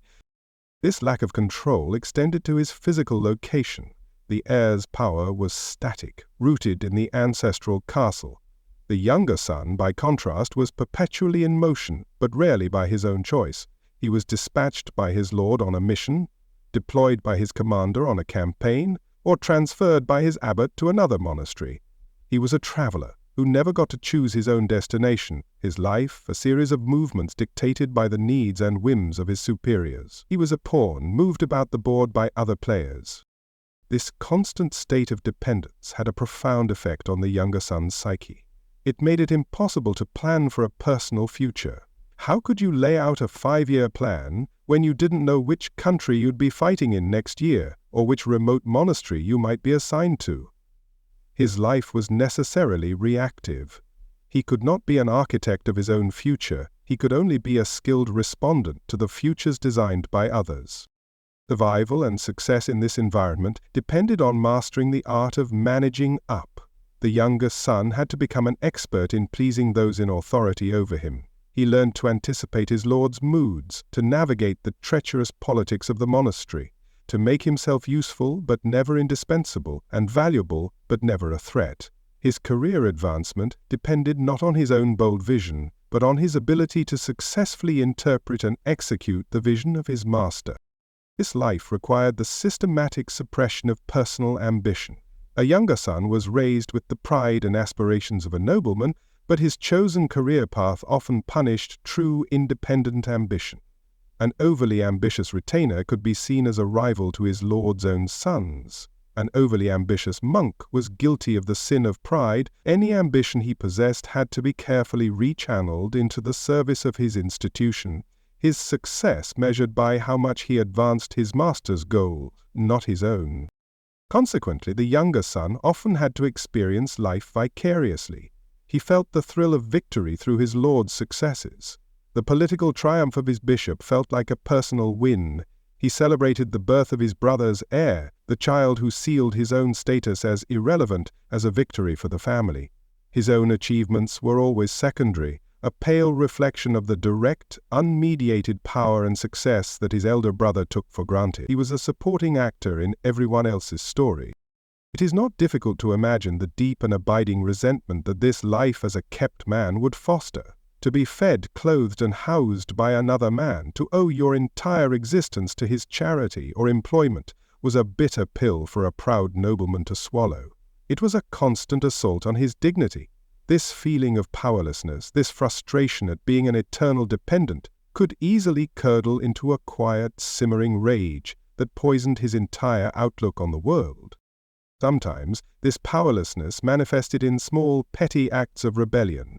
It might be the monk who secretly illuminates a manuscript with a satirical caricature of his abbot. It might be the knight who takes a little too long to respond to a tedious command from his lord. It might be the courtier who perfects the art of the backhanded compliment. These were tiny, fleeting moments where he could reclaim a shred of agency in a life that was almost entirely out of his control. The one path that seemed to offer a genuine escape from this web of dependence was that of the mercenary captain. A truly successful mercenary leader, a condottiero in Italy, for example, was his own master. He built his own army, his own wealth, and his own power base. His loyalty was to himself and to the contracts he signed. He was a military entrepreneur, the closest thing the medieval world had to a self-made man. But this independence was as precarious as it was absolute. A lord, a bishop, or a king had the weight of an institution behind him. He had allies, vassals, and a legitimate place in the social order. The mercenary captain had only his reputation and the loyalty of men who were, by definition, fighting for money. One lost battle, one major betrayal, or one unpaid contract could cause his entire enterprise to collapse overnight, leaving him with nothing. His freedom was a high-wire act with no safety net. The other great fantasy of independence was the Crusades. The dream of sailing to a distant land and, through sheer force of will and military prowess, carving out a kingdom for oneself was the ultimate lottery for a younger son. Men like Godfrey of Bouillon, a younger son who became the first ruler of the Kingdom of Jerusalem after the First Crusade in the year 1099, were the living proof that it was possible. They were the legends that fueled the dream. But we must remember that these men were the exceptions that proved the devastating rule. For every younger son who became a king in the Holy Land, tens of thousands more found only an anonymous grave. They died of disease on the march, were killed in forgotten skirmishes, or were captured and enslaved. The dream of independence was the bait, but the reality of the trap was a system designed to consume the disenfranchised. It was a lottery where nearly every single ticket was a loser. In the end, the younger son was a lifelong apprentice in a world where only the firstborn ever became a master. His elder brother was the master craftsman, the one who owned the workshop, set the rules, and enjoyed the profits of his labor. The younger son, no matter how skilled or experienced he became, was never allowed to open his own shop. He was destined to remain a journeyman, forever working for others. This pervasive lack of autonomy was the true defining tragedy of his existence. It was more profound than his lack of wealth, because it was a lack of self. He was denied the fundamental right to be the author of his own story. Every chapter of his life was written, or at least heavily edited, by a superior. He could not make his own significant choices, and therefore he could not make his own significant mistakes. He was shielded from the risks of failure, but also from the rewards of genuine success. He was always an instrument, never the hand that guided it. He was a prayer in a larger liturgy, a sword in a larger army, a loyal retainer in a larger household. His purpose was to serve the purpose of another. The ultimate reason it sucked to be a younger son was not just that he was denied the family castle, it was that he was denied the keys to his own life. He was a prince by birth, but a servant by trade, born into the ruling class, but never allowed to rule anything, least of all himself. We have spoken of the Church as a practical solution for the problem of the younger son, a respectable institution that could absorb a surplus heir and turn him into an asset.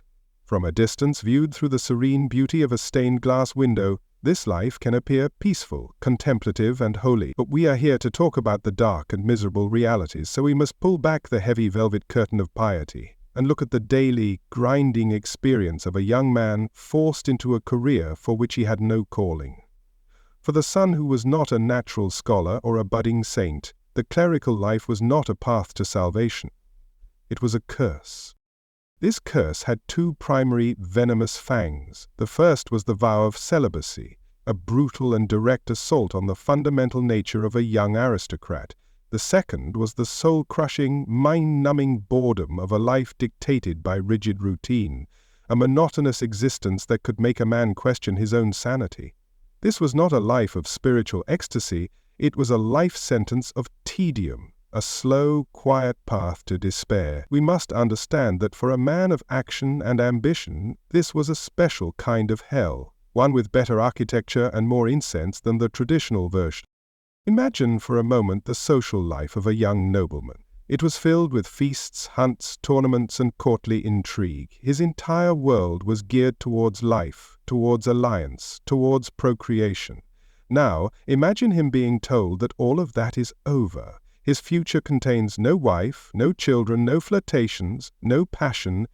His destiny is a stone cell and a life of prayer. In the bluntest terms, your wildest Friday night plans for the rest of your earthly existence involved more chanting and less, well, anything fun.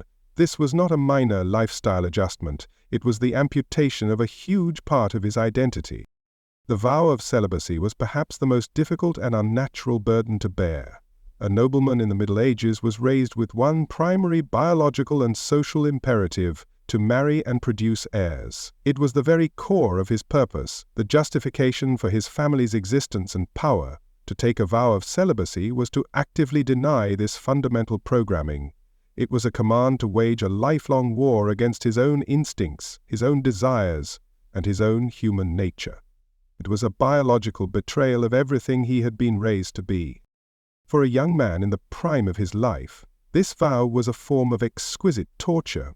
Courtly life, for all its talk of chivalry, was often rife with lust, flirtation, and clandestine affairs. He would have grown up seeing it, hearing stories about it, and likely developing his own youthful desires. To then be placed in an environment where such thoughts were a sin and such actions a crime was a psychological shock to the system. Every natural impulse had to be suppressed, every stray thought confessed and repented. It was a constant, exhausting internal battle. This personal struggle was made infinitely worse by the news that would inevitably arrive from home. A letter would announce that his older brother, the heir, had been betrothed to the daughter of a powerful duke. Another would celebrate the lavish wedding. Then would come the triumphant news of the birth of a son, a nephew he might never meet, the child who would inherit everything. Each letter was a dispatch from a world of love, family, and intimacy that was now permanently closed to him. Each word would be a fresh twist of the knife, a reminder of the life he was forced to sacrifice for the sake of the family estate. Temptation, of course, was never truly absent. Monasteries were not entirely sealed off from the world. Lay servants, including laundresses and cooks, worked within their walls. Female pilgrims would visit holy relics housed in the abbey church. Noble ladies from nearby estates might come for spiritual guidance or to attend a special mass. For a monk struggling with his vows, these fleeting encounters could be agonizing. It required immense fortitude to maintain one's composure when every fiber of your being, uncommitted to the cause, was screaming in protest. And the consequences for breaking that vow were severe. This was not something the church took lightly. A monk caught in a scandalous affair would face harsh punishment. This could range from long periods of fasting and prayer to humiliating public confession, painful scourging, or even imprisonment in a solitary cell within the monastery. If a priest was the father of an illegitimate child, it was a public scandal that brought shame not only upon him, but upon the church itself, and by extension, the family name he still carried. For the secular clergy, the parish priests living out in the world, The situation was slightly different, but no less difficult. A common, if officially condemned, workaround was the employment of a housekeeper.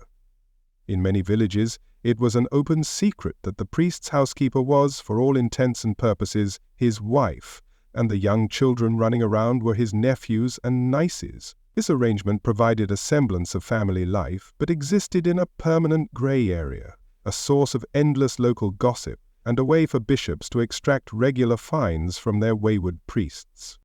Beyond the trials of celibacy lay the second great curse, the profound and inescapable boredom of the monastic routine. The life of a monk was governed by the liturgy of the hours, a cycle of 8 prayer services that structured the entire day and night.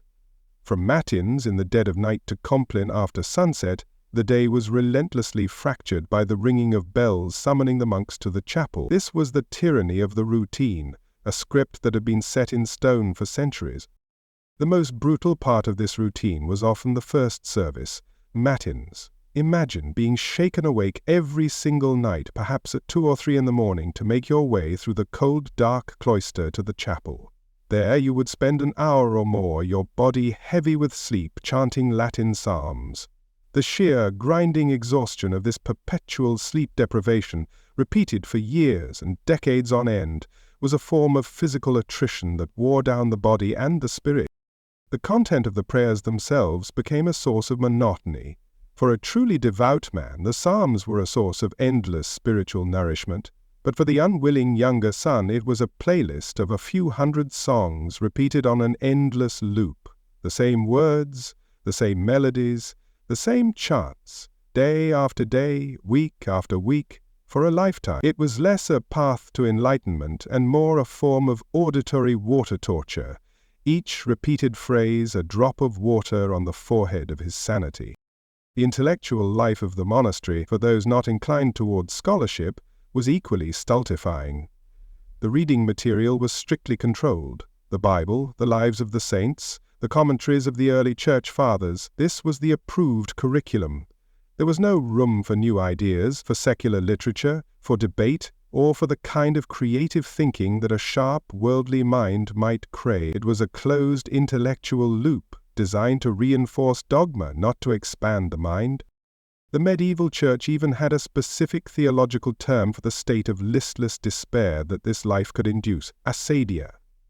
Often called the noonday demon, it was a feeling of spiritual sloth, a deep weariness with the world and with God, a sense of purposelessness that would descend upon a monk in the quiet heat of the afternoon. It was considered a dangerous sin, a temptation from the devil, but it was also an almost inevitable psychological response to a life of crushing, repetitive boredom. This routine marked the absolute end of spontaneity. Every hour of the day was scheduled. There was no free time as we would understand it. You could not simply decide to go for a long walk in the woods, to start a new project, or to have an impromptu, heartfelt conversation with a friend. Your life was a meticulously choreographed performance, and you were forbidden from deviating from the script. It was the death of personal choice. The monastic motto was ora et labora, pray and work, and the work was often just as tedious as the prayer. The scriptorium, where monks copied manuscripts, is often romanticized as a place of quiet scholarship. The reality was often one of physical misery. Picture being hunched over a desk in a cold, poorly lit room for 6 to 8 hours a day, painstakingly forming letters with a quill pen. It was a recipe for eye strain, back pain, and cramped fingers. And the content of the copying offered little relief. You were not discovering new knowledge, you were duplicating existing knowledge. Imagine being tasked with creating a new copy of the Book of Psalms, a text you already chanted from memory several times a day. It was the medieval equivalent of being forced to manually retype a document that you already had a printed copy of.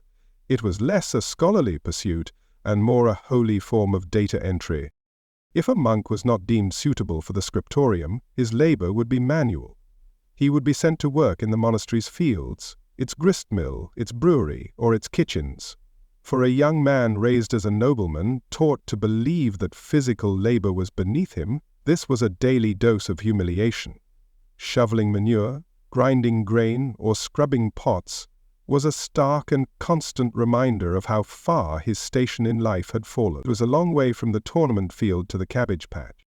Unlike the work of a secular farmer or craftsman, the monk's labor offered no personal payoff. The farmer toiled and was rewarded with a harvest to feed his family or sell at market. The craftsman created goods and earned money from his skill. The monk's labor was for the institution. The beer he brewed, the bread he baked, the manuscripts he copied, all of it belonged to the monastery. There was no sense of personal accomplishment or reward, only the fulfillment of his assigned duty. For the son, who still dreamed of a different life, this endless, pointless cycle of prayer and work must have felt like a cruel joke. What was the purpose of it all? While his brother was making treaties, leading armies, and shaping the political destiny of the realm, he was weeding the herb garden and chanting about the sins of the Babylonians. The profound sense of futility, of a life being wasted on trivial, repetitive tasks, would have been a heavy burden to carry. In the end, the church offered a life of security. It was a gilded cage, safe from the dangers of war and the anxieties of poverty. But the price of this security was everything that makes a life feel vibrant and worthwhile. It demanded the sacrifice of love, family, personal freedom, and intellectual curiosity. It was a life lived in a state of suspended animation, a quiet, orderly, and deeply uneventful existence. For the unwilling cleric, the curse was not damnation, but a profound and inescapable boredom. It was a life sentence to be served not in a dungeon, but in a chapel and a scriptorium. It was a slow, gentle, and holy form of suffocation. His days were not marked by events, but by the ringing of bells, each one signaling another small step towards a death that would be as quiet and unremarkable as the life that preceded it. The great tragedy for this younger son was not that his life was hard, but that it was empty. He was a figure of respect in his community, a man of God, but inwardly he was a prisoner of the divine routine, waging a lonely, silent war against the spectre of his own nature and the crushing, monolithic weight of monotony. It was a fate, perhaps, more subtly cruel than a quick death on the battlefield, for it did not kill the body, but instead, slowly, methodically, and peacefully starved the soul. When the path to the church was barred by a lack of piety, and the life of a loyal retainer felt like a gilded cage, the younger son was left with his original skill set, a proficiency in violence. For some, the only logical step was to drop all pretense of fighting for honor, fealty, or faith. It was time to go into business for himself. It was time to become a mercenary, a professional soldier who fought not for a lord or a king, but for a contract and a payday. This was the final rejection of the chivalric ideal, a career choice that was as honest as it was brutal. To be a mercenary was to make a profound statement about one's place in the world. A knight swore an oath of fealty, binding him to a lord in a complex web of social and moral obligations. A mercenary signed a contract, a simple document that outlined his services and his fee. He traded the vague promise of glory for the concrete allure of coin. This was a critical distinction. It was a conscious step out of the world of feudal honor and into the cold, clear world of commerce, where his sword was his product and war was his trade. This career change, however, came at a steep social price. While a skilled warrior was always in demand, a warrior whose loyalty was explicitly for sale was universally distrusted. He was a necessary evil, a tool that kings and dukes would use to wage their wars, but one they would never truly welcome into their court. The mercenary became a social outcast, respected for his terrifying competence, but scorned for his... When your resume simply says, expert at violent freelance work for flexible rates, your social circle tends to be rather small and heavily armed. For many landless younger sons, the gateway to this life was the free company. This was the deceptively adventurous name for a roving band of professional soldiers, a private army for hire. These companies, often led by a clever and utterly ruthless captain, were a common and terrifying feature of the medieval landscape, particularly in places torn by conflict like 14th century France and Italy. They were a collection of swords for sale, a mobile enterprise of violence waiting for a client. The appeal of the free company for a disenfranchised nobleman was its brutal meritocracy. In the feudal world, his birth order defined him, but in a mercenary company, his noble name meant far less than his ability to handle a lance or hold a shield wall. A man was judged by his skill, his toughness, and his reliability in a fight. For a younger son who had spent his life being judged by what he wasn't, the chance to be judged by what he could do was a powerful, intoxicating draw. Of course, the reality of life in a free company was far from a noble brotherhood of arms. These were rough, volatile assemblies of desperate men from all corners of Europe. Alongside disgraced younger sons like himself were escaped serfs, pardoned criminals, and battle-hardened veterans who knew no other life. The mercenary camp was not a place of chivalric courtesy. It was a gritty, dangerous environment where disputes were settled with knives and the only law was the captain's word. The captain of a free company was not a liege lord to whom you owed reverence. He was a unique combination of a chief executive officer and a gang leader. His authority came not from God or a hereditary title, but from his ability to win contracts, lead men in battle, and, most importantly, ensure there was enough plunder to keep everyone paid and reasonably happy. Loyalty to the captain lasted only as long as his success. A few lost battles or a shortage of loot could easily lead to a bloody mutiny and a change in management. The nature of the work was defined by its absolute moral flexibility. A mercenary's loyalty was not to a cause, but to a client. It was not uncommon for a company to be hired by a duke to attack a rebellious city, only to be hired by that same city a few months later to defend against the duke's counterattack. The only consistent ideology was that the client with the money was the one with the righteous cause, at least for the duration of the contract. Mercenaries were often the specialists in the most brutal and unsavory aspects of medieval warfare. Feudal armies, composed of knights who were meant to be paragons of chivalry, might have been hesitant to engage in scorched earth campaigns or the systematic terrorizing of civilian populations. The mercenaries had no such qualms. A tactic like the Servitude, a destructive ride through enemy territory burning farms and villages, was a mercenary specialty. They were the dirty tricks department of medieval warfare. While the promise of pay was the heart of the mercenary contract, it was a promise that was frequently broken. The princes and cities who hired these companies often found their treasuries running low. It was common for mercenaries to have their pay delayed, reduced, or denied altogether. Sometimes an employer would decide that it was cheaper and safer to betray and ambush their hired army after a victory had been secured, rather than paying them their hefty fees.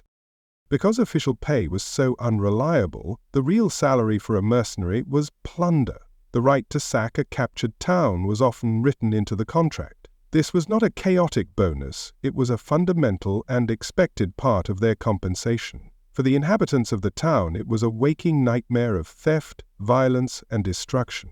For the mercenary, it was payday, a frantic and brutal opportunity to seize enough portable wealth to make up for his employer's untrustworthy finances. The ransom game was another key revenue stream, but it was played with a brutal efficiency stripped of any chivalric niceties.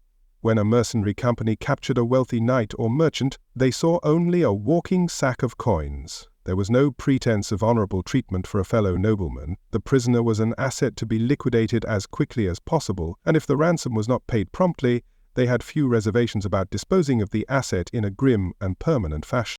Perhaps the most dangerous time for society was when peace broke out. A formal truce or the end of a war meant the mercenaries were suddenly unemployed. A large body of armed, professional killers with no income was a plague upon the land. These newly free companies would roam the countryside, functioning as organized bandits on a massive scale. They would storm towns, occupy castles, and extort protection money, what they called apates, from entire regions, terrorizing the populace until a new war gave them legitimate employment once again. The day-to-day living conditions of a mercenary were appalling, often far worse than those of a regular soldier. A feudal army had a home to return to, a mercenary company was perpetually on the move. Life was a miserable cycle of long marches and squalid temporary camps. Sanitation was non-existent, food was often scarce and of poor quality, and disease could sweep through a company just as lethally as any enemy army. The violence of the job was not confined to the battlefield. The camp itself was a tinderbox of volatile men. Drunken brawls that ended in death were a common occurrence. Arguments over the division of loot could easily escalate into bloody duels. The captain's justice was swift and brutal, with floggings and hangings used to maintain a semblance of discipline in a company of men who respected little else.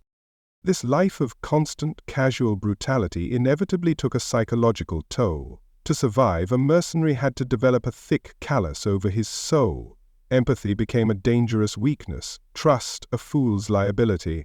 He learned to view the world in stark, simple terms: clients, enemies, and victims. His work often required him to commit acts of cruelty against defenseless people, and over time, this would either break a man or harden him into a monster. And what was the end game? What was the retirement plan for a professional soldier of fortune? The honest answer is that for most, there wasn't one.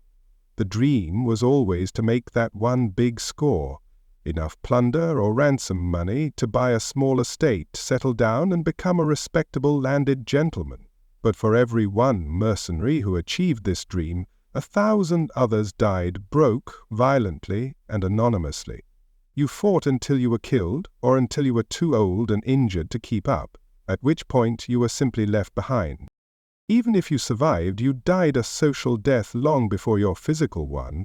In a society built on lineage and loyalty, the mercenary was an anomaly, an outcast.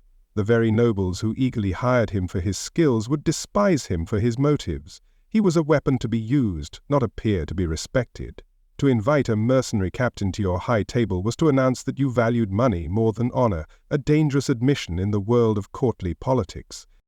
To the common people, the peasants and town dwellers, the mercenaries were nothing short of monsters. They were the wolves that descended upon the flock. The arrival of a free company in a region was a sign of impending doom, a guarantee of robbery, violence, and suffering. They were feared, hated, and cursed in a way that even a tyrannical lord was not. For the lord at least had an interest in keeping his lands productive. The mercenary had an interest only in stripping it bare. For the younger son's family back home, this career choice was the ultimate mark of shame.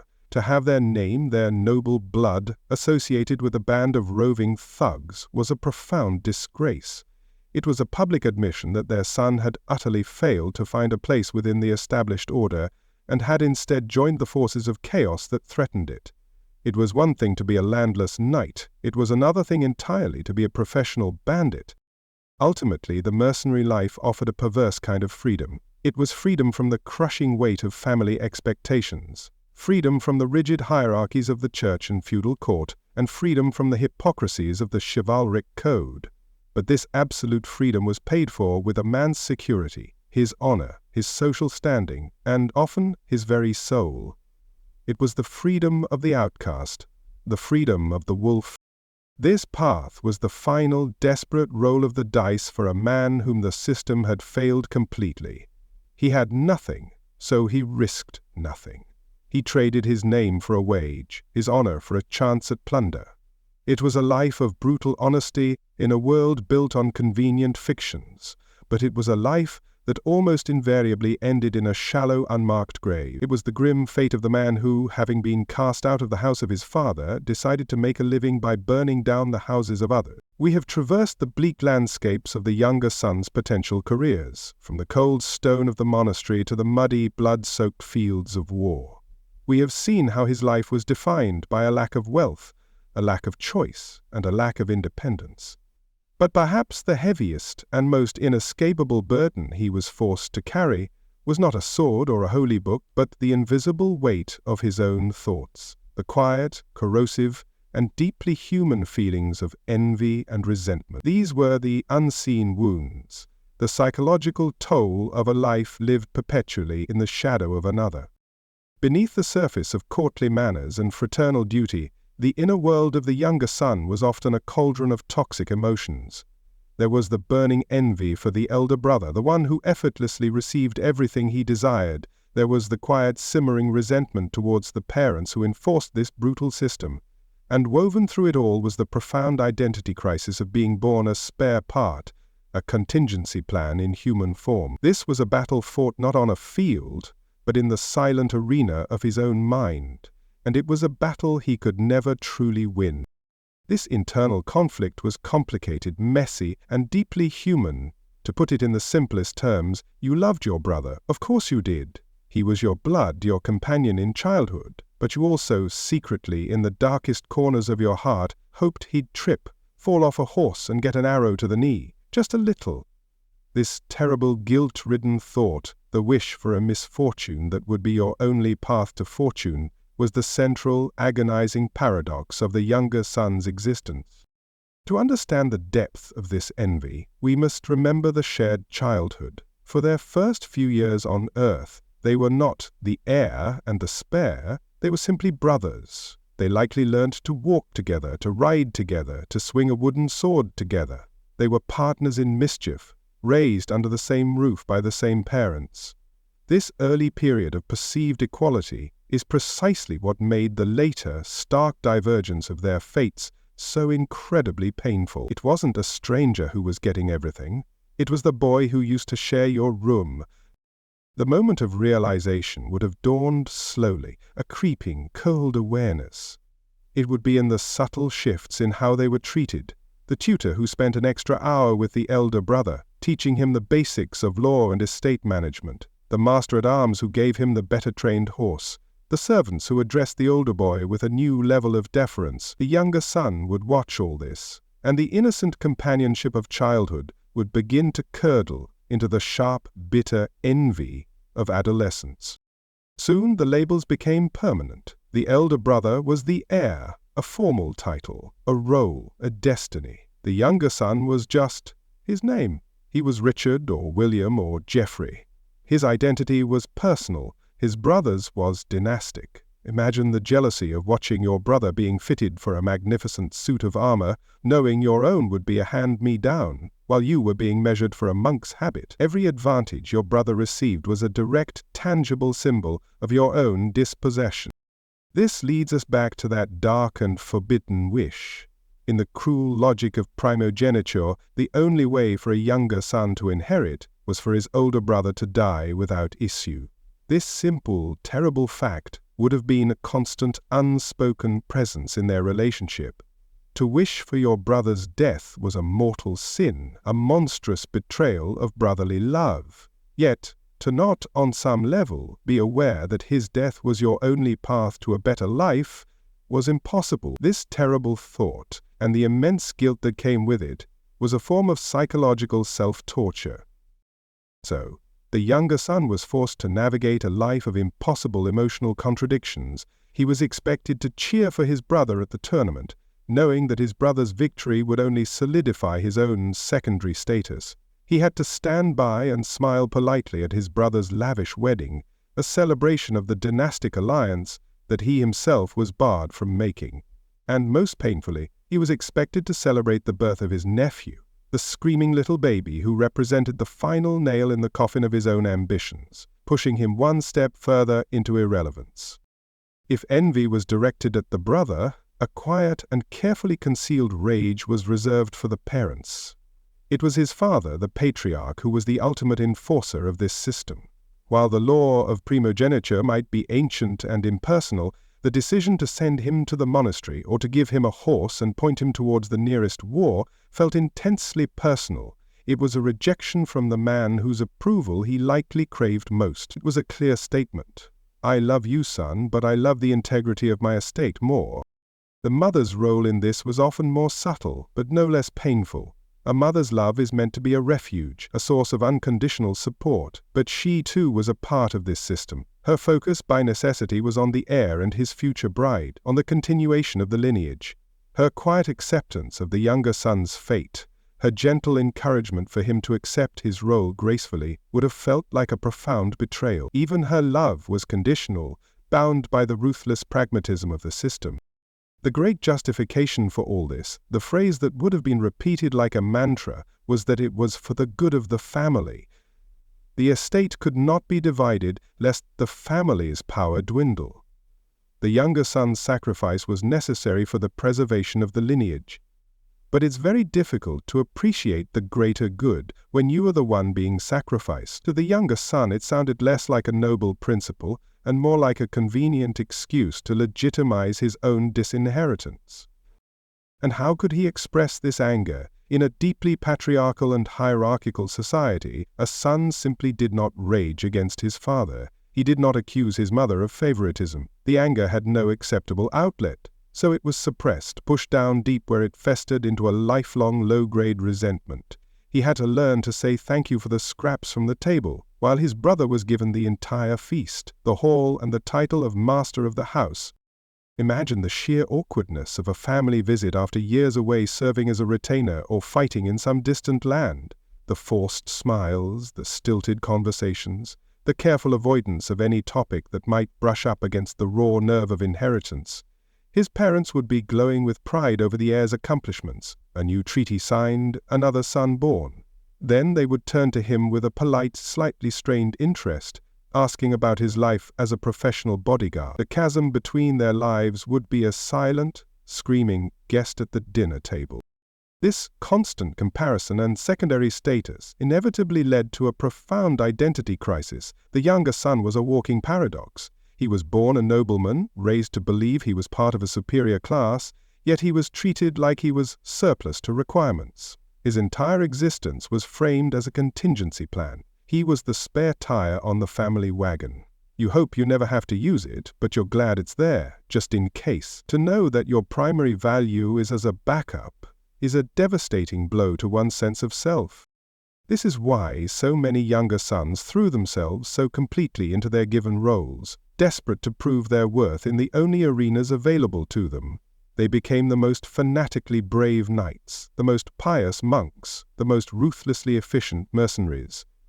Their relentless drive was often fueled by a deep-seated insecurity, a burning need to show their family and the world that even though they were not the heir, they were not worthless.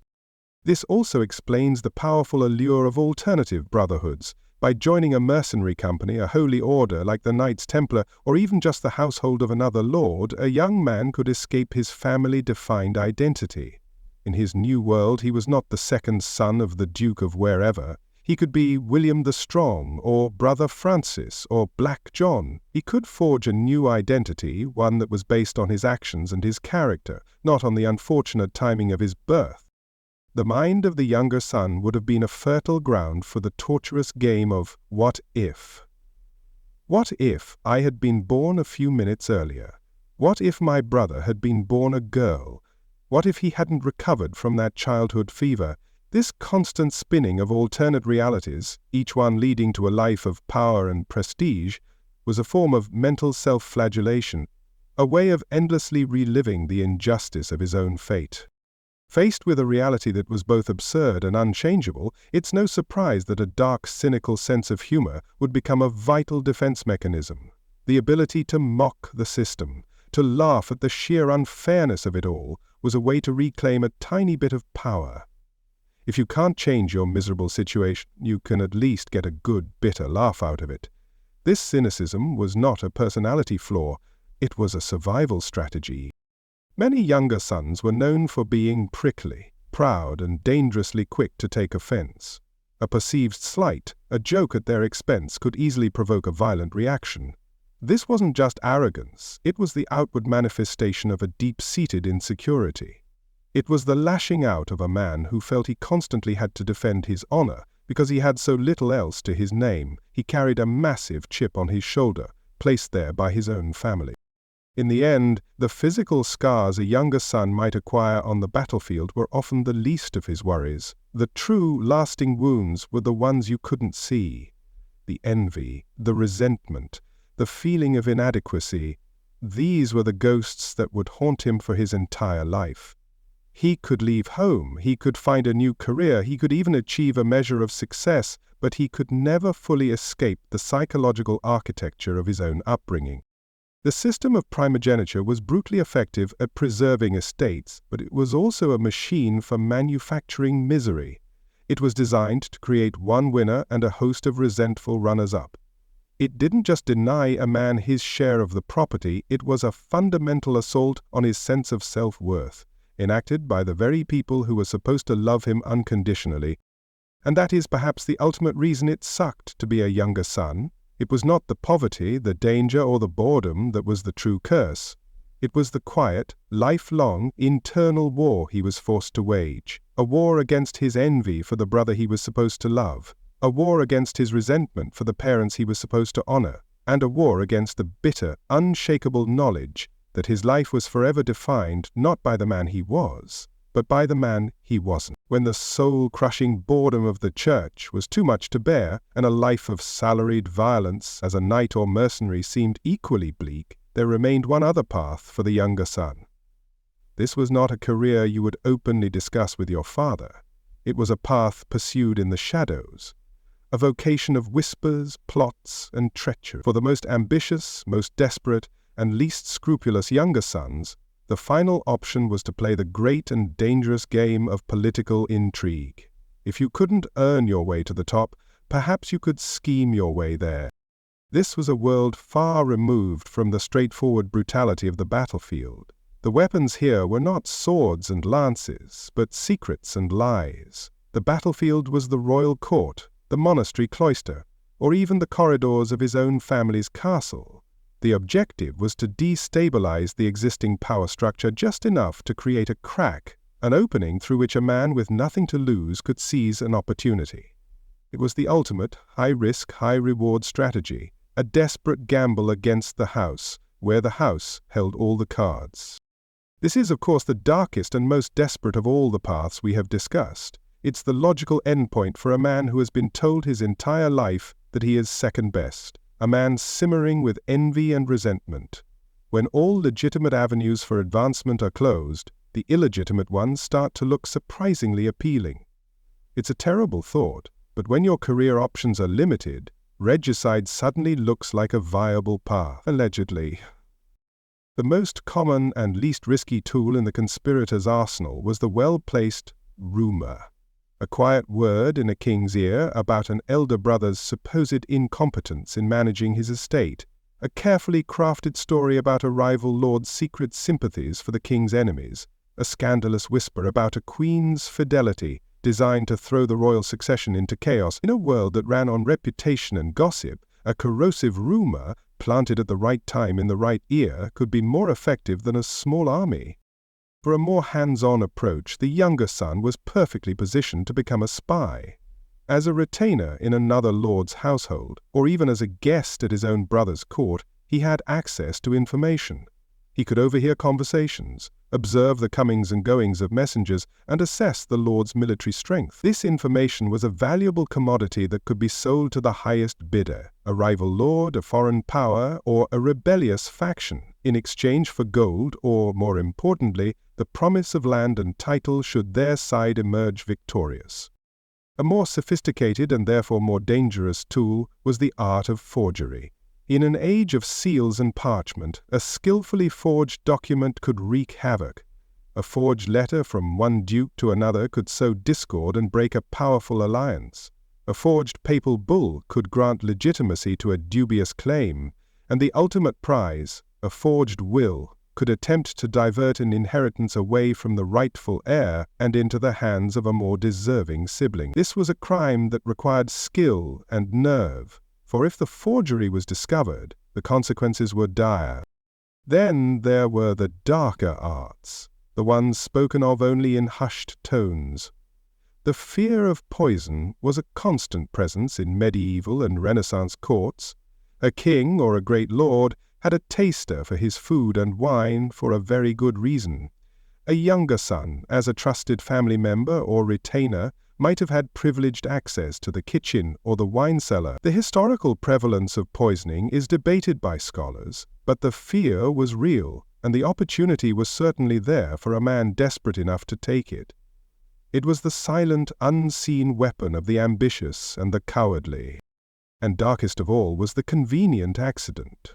A hunting trip where the stag wasn't the only one to meet an unfortunate end. A spirited joust where a lance was allegedly not properly blunted. A staircase that was mysteriously poorly lit on a crucial night. a saddle girth that was just a little too loose before a long ride. These were the perfect crimes, acts that resulted in a tragic but seemingly accidental death of an heir, leaving the path to inheritance suddenly, miraculously clear. They were, of course, impossible to prove, but in the suspicious minds of the court, everyone knew who stood to benefit. The most intimate and common form of intrigue was that directed against the elder brother. This was a deeply personal campaign to undermine his position.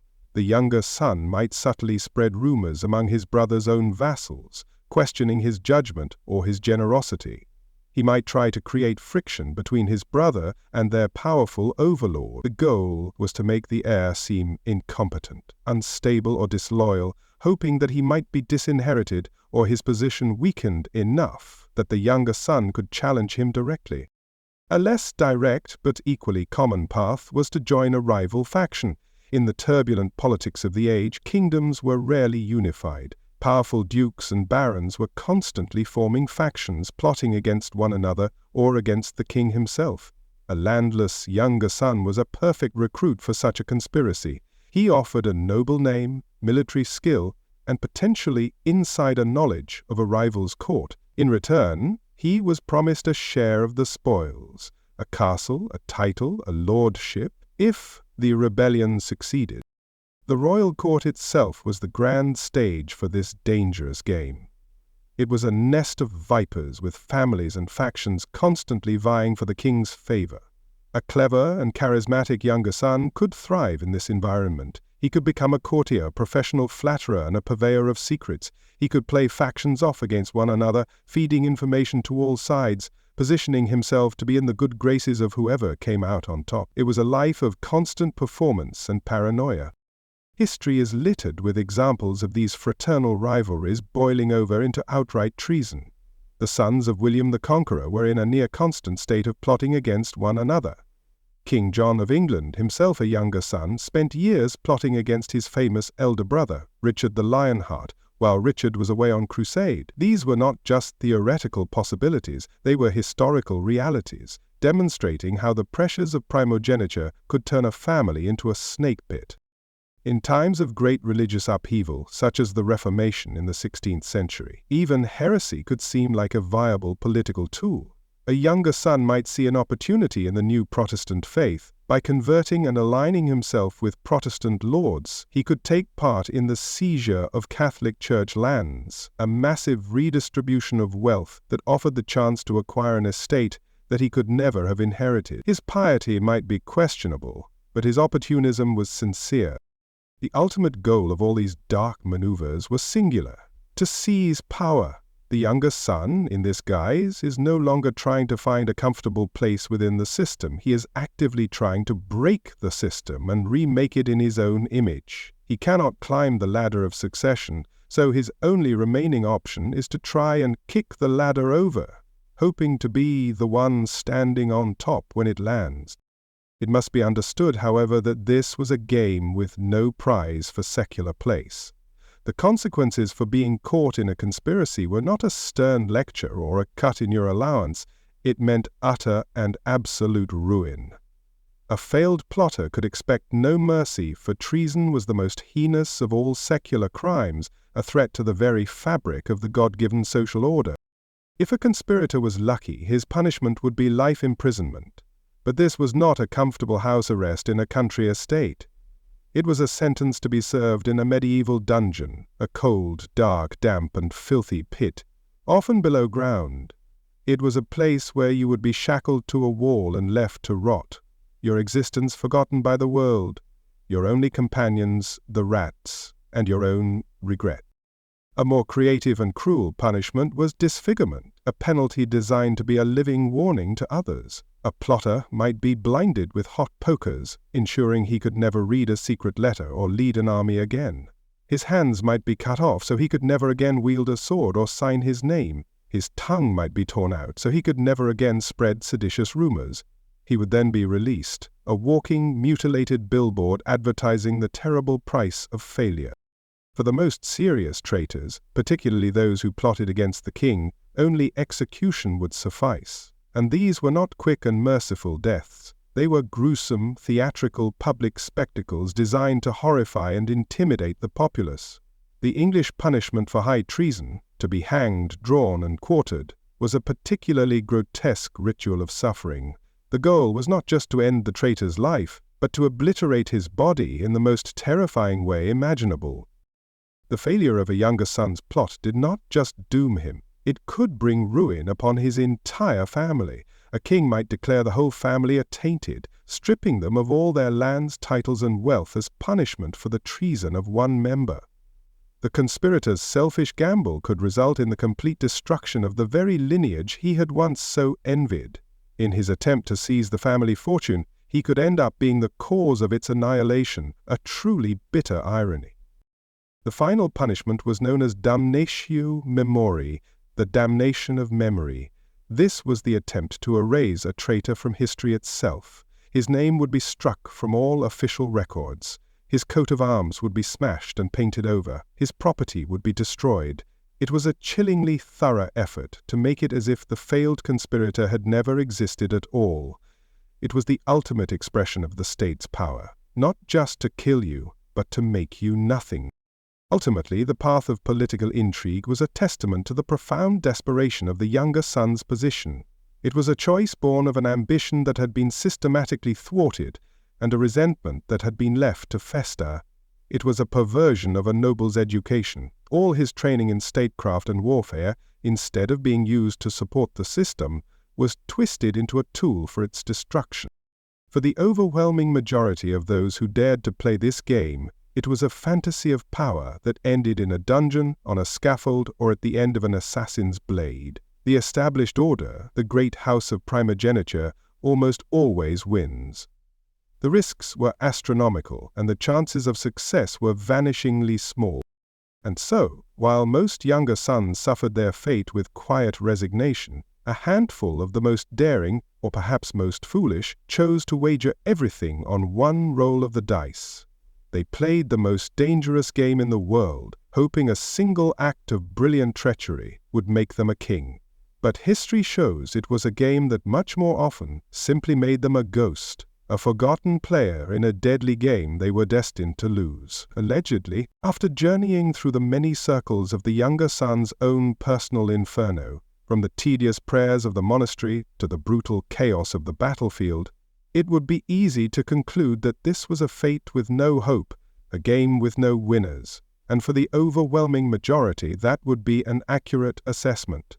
However, history is never quite so neat. Every now and then, through a combination of extraordinary luck, ruthless ambition, or sheer talent, a younger son would manage to break through the seemingly insurmountable barriers of his birth. But before we explore these dazzling tales of success, we must frame them correctly. These are not inspirational stories that prove the system worked. They are statistical anomalies that highlight just how badly the system failed everyone else. The stories of these successful younger sons are famous precisely because they are so exceptional. They are the historical equivalent of winning the lottery. It's a wonderful story for the one person holding the winning ticket, but it does little to comfort the millions who are left holding worthless slips of paper. This is the crucial context to remember. The tales of kings and cardinals who started as younger sons are the exceptions that prove the miserable rule. Their incredible ascents are what kept the system from collapsing under the weight of its own resentment, providing a sliver of hope that kept other young men striving within their designated dead-end paths. So yes, one guy became pope, a towering figure of immense wealth and power. The other, 99,999, just became sad monks, their greatest ambition being an extra serving of stew on a feast day. The most common and least earned path to success for a younger son was through pure dumb luck. This was the path of the accidental heir. This was the son who ascended to power not through his own merits, but because a series of unfortunate and often tragic events conveniently removed all of the siblings who stood in his way. In an age of high infant mortality, rampant disease, and constant warfare, the line of succession could be a fragile thing indeed. A bout of the plague, a disastrous battle, or a difficult childbirth could wipe out the primary heirs in a shockingly short amount of time. The forgotten fourth or fifth son, languishing in a monastery or serving in some remote garrison, could receive a message one day that would change his life forever. A message informing him that his father and his elder brothers were all dead, and that he was, to his own profound shock, now the new lord of the estate. A spectacular example of this is King Henry I of England, the fourth and youngest son of William the Conqueror. His eldest brother, Robert, inherited the Duchy of Normandy. His second brother, Richard, died in a hunting accident. His third brother, William Rufus, inherited England and became king. Henry was left with a pile of money but no land. His fortunes changed dramatically in the year 1100, when his brother, King William Rufus, was famously killed by an arrow in another hunting accident. Henry, who just happened to be part of the same hunting party, wasted no time in riding to Winchester, seizing the royal treasury, and declaring himself king. Imagine the psychological whiplash of such a reversal of fortune. One moment you are a landless dependent, a footnote in your own family's story. The next you are the patriarch, the ruler, the source of all power. But we must remember that this success was not earned through skill or strategy. It was inherited through a body count. For every accidental heir who rose to power, there was a chain of family tragedies and convenient deaths that paved his way. The second path to glory was through the church. As we've discussed, this was a dumping ground for most, but for a few with the right combination of intelligence, political acumen, and powerful family connections, it could become a ladder to immense power. A younger son from a truly influential family like the de' Medici of Florence was not going to be left to rot in a rural parish. He was groomed for greatness from the start. These were the men who became the great cardinal statesmen of Europe. Figures like Cardinal Richelieu in 17th century France. While not a younger son of nobility in the traditional sense, his path mirrored theirs. He wielded power that often surpassed that of the king he served. He commanded armies, dictated foreign policy, and amassed a personal fortune that would make most monarchs blush. He was a prince of the church who behaved very much like a king of the state. And then there was the ultimate ecclesiastical jackpot, the papacy itself. It was the highest office in Christendom, a position of unparalleled spiritual and temporal authority. And yes, younger sons did occasionally reach this pinnacle.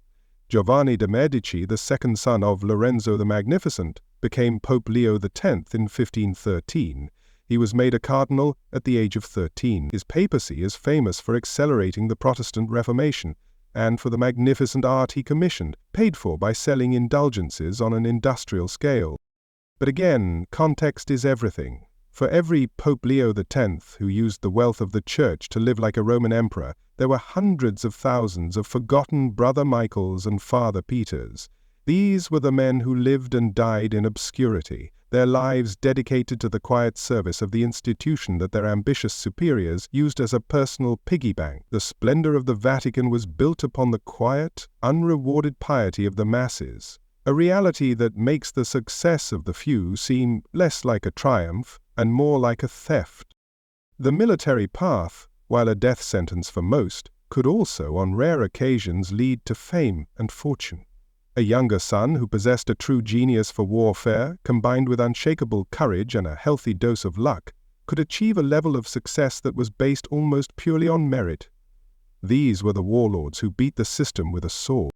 The Crusades provided the most fertile ground for this kind of ambition. A landless knight from France or Germany could journey to the Holy Land and, through sheer martial prowess, end up a powerful baron or even a king.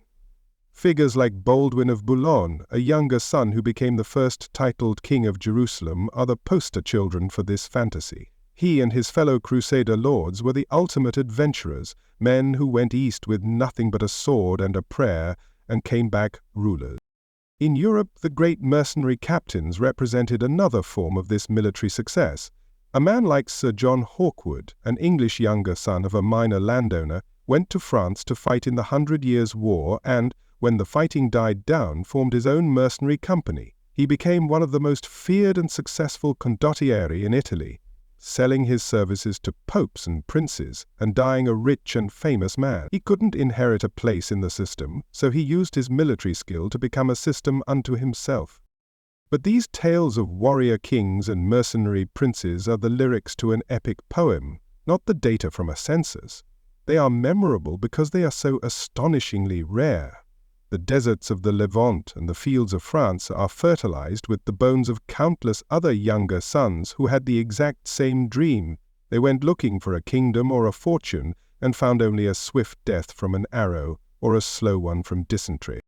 A final and particularly perilous path to power was to marry not just an heiress but a reigning queen. A younger son or a man from a cadet branch of a noble house who managed to secure the hand of a ruling female monarch could be elevated to the dizzying heights of prince consort or even king. He could become a co-ruler, his name attached to the destiny of a nation. A famous example is Henry Stuart, Lord Darnley, a handsome nobleman with royal blood but no direct claim to a major throne. His marriage to his cousin Mary, Queen of Scots, in 1565 made him king consort of Scotland. He was ambitious, arrogant, and politically inept, a combination that proved to be fatal. His brief and turbulent time as king ended when he was famously murdered, the house he was staying in being blown up with gunpowder. Darnley's story perfectly illustrates the treacherous nature of this kind of success. To become a consort king was to place oneself in a position of immense power but also immense vulnerability. You were often viewed as a foreign interloper by the native nobility, constantly struggling for legitimacy and a prime target for every conspiracy and plot in the kingdom. Success was often brief, and the fall from grace was almost always spectacular and bloody. So, as we catalogue these rare success stories, the accidental king, the cardinal prince, the warlord, the consort, we can see that it was possible to overcome the handicap of a later birth. A man could, through luck, talent, or treachery, end up on a throne or in a palace. These are the names we remember from history, the dazzling exceptions to the rule. But their stories served a vital, if cynical, purpose for the very system that created them. These tales of success, retold in ballads and chronicles, created a powerful myth of opportunity. They fostered a sliver of hope in the hearts of all the other younger sons, a belief that they, too, if they were just brave enough, pious enough, or clever enough, could defy their fate. This hope was a crucial psychological release valve, preventing the entire system from collapsing under the weight of its own inherent unfairness. It was, however, a cruel and calculated illusion. The system of primogeniture was not designed to produce a few surprise winners. It was designed to produce one preordained winner per family and a host of useful, subservient, and disposable losers. The successes are not a feature of the system. They are a bug, a glorious statistical error in a program designed to enforce inequality. For every King Henry I of England, there were thousands of landless Norman knights like him who died in obscurity, their names forgotten to time. For every Pope Leo X, there were generations of anonymous monks who lived and died in quiet contemplation, their greatest legacy a beautifully copied manuscript they never got to sign. For every Baldwin of Jerusalem, an entire crusade's worth of men perished long before they ever saw the holy city. So, as we draw the curtains on our dark history of the younger son, we must give a nod to these brilliant, shining exceptions. Their lives were filled with drama, power, and historical significance. They are the names that light up the pages of our history books, the proof that even in the most rigid of systems, extraordinary individuals can sometimes triumph. But their true function in our story is to cast the surrounding darkness into sharper relief. Their blinding success only serves to highlight the vast, shadowy landscape of disappointment that was the reality for almost everyone else.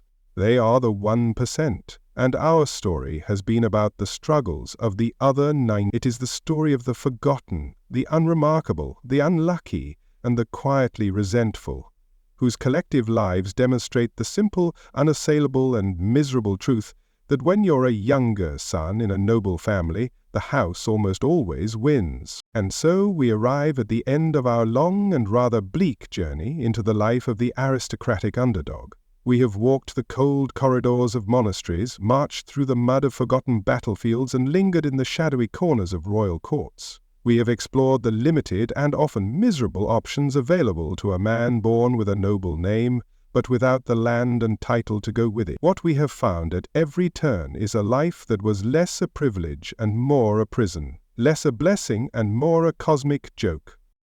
The very essence of the younger son's tragedy was its profound paradox. He was born into the 1% of his era, surrounded by wealth, power, and the highest culture his society had to offer. He learned to ride, to fight, to read, and to comport himself as a ruler of men. Yet he was systematically denied the chance to rule anything, least of all himself. He was given the education for a feast he was never invited to, the training for a race he was never allowed to run. His entire upbringing was a preparation for a life that belonged to someone else. We have seen the paths laid out before him, each one presented as an opportunity, but in reality, a form of containment. He could be given to the church, a supposedly holy calling that was often a life sentence of crushing boredom and forced celibacy. He could be given a sword and sent to war, a path of supposed glory that was more likely to end in a muddy, anonymous grave. He could seek the hand of an heiress, a demeaning hunt for a wife who was less a partner and more a financial portfolio. Or he could become a retainer, a glorified bodyguard, living a life of perpetual servitude. Whichever path he took, the destination was the same, a life of dependence. He was always someone else's man. He answered to an abbot, a bishop, a general, a king, or even his own elder brother. He was the eternal sidekick, the perpetual second in command, the Robin to his brother's Batman, but with far less fanfare and significantly more misery. His successes were often credited to his superiors, while his failures were a stain on his family's name. It was a game he was set up to lose, a race he had to run with his legs tied together. At the heart of this entire system was the cold, unfeeling logic of primogeniture. This practice was not born of some specific malice towards younger children.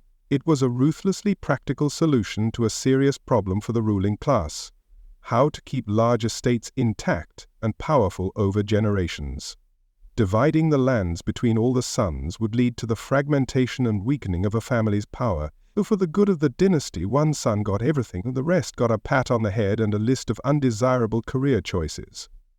The younger son wasn't hated, he was simply collateral damage in a centuries-long strategy of wealth preservation. And so, as the day ends and you prepare to drift into the quiet country of sleep, let the stories of these historical spares serve as a strange and dark comfort. Let their frustrations and their limited horizons be a backdrop against which your own world seems a little brighter. Their lives were dictated by the accident of their birth, their futures decided for them before they could even speak. They were the unfortunate losers in the great unlucky spin of the primogeniture wheel, a game of chance they were forced to play. Be grateful, as you settle into your comfortable bed, for the quiet revolutions that have changed our world. Be grateful for the strange and modern magic of career counseling, for the concept of equal opportunity, for the very idea that merit might matter more than birth order. Be grateful for the simple, profound, and often overlooked joy of choosing your own path, even if it's a confusing one, because it is yours. You are not a spare part in a dynastic machine, a contingency plan for a bloodline.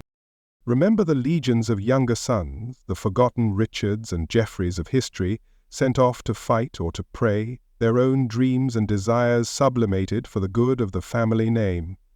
Their story is a testament to the fact that a gilded cage is still a cage. Because, being the youngest son in a noble family, that truly, hilariously, tragically, and profoundly sucked. Thanks for listening tonight. May your rest be deep and untroubled, and may your dreams be entirely your own, free from the burdens of forced vocations and the looming shadow of overly ambitious older siblings. Sleep well.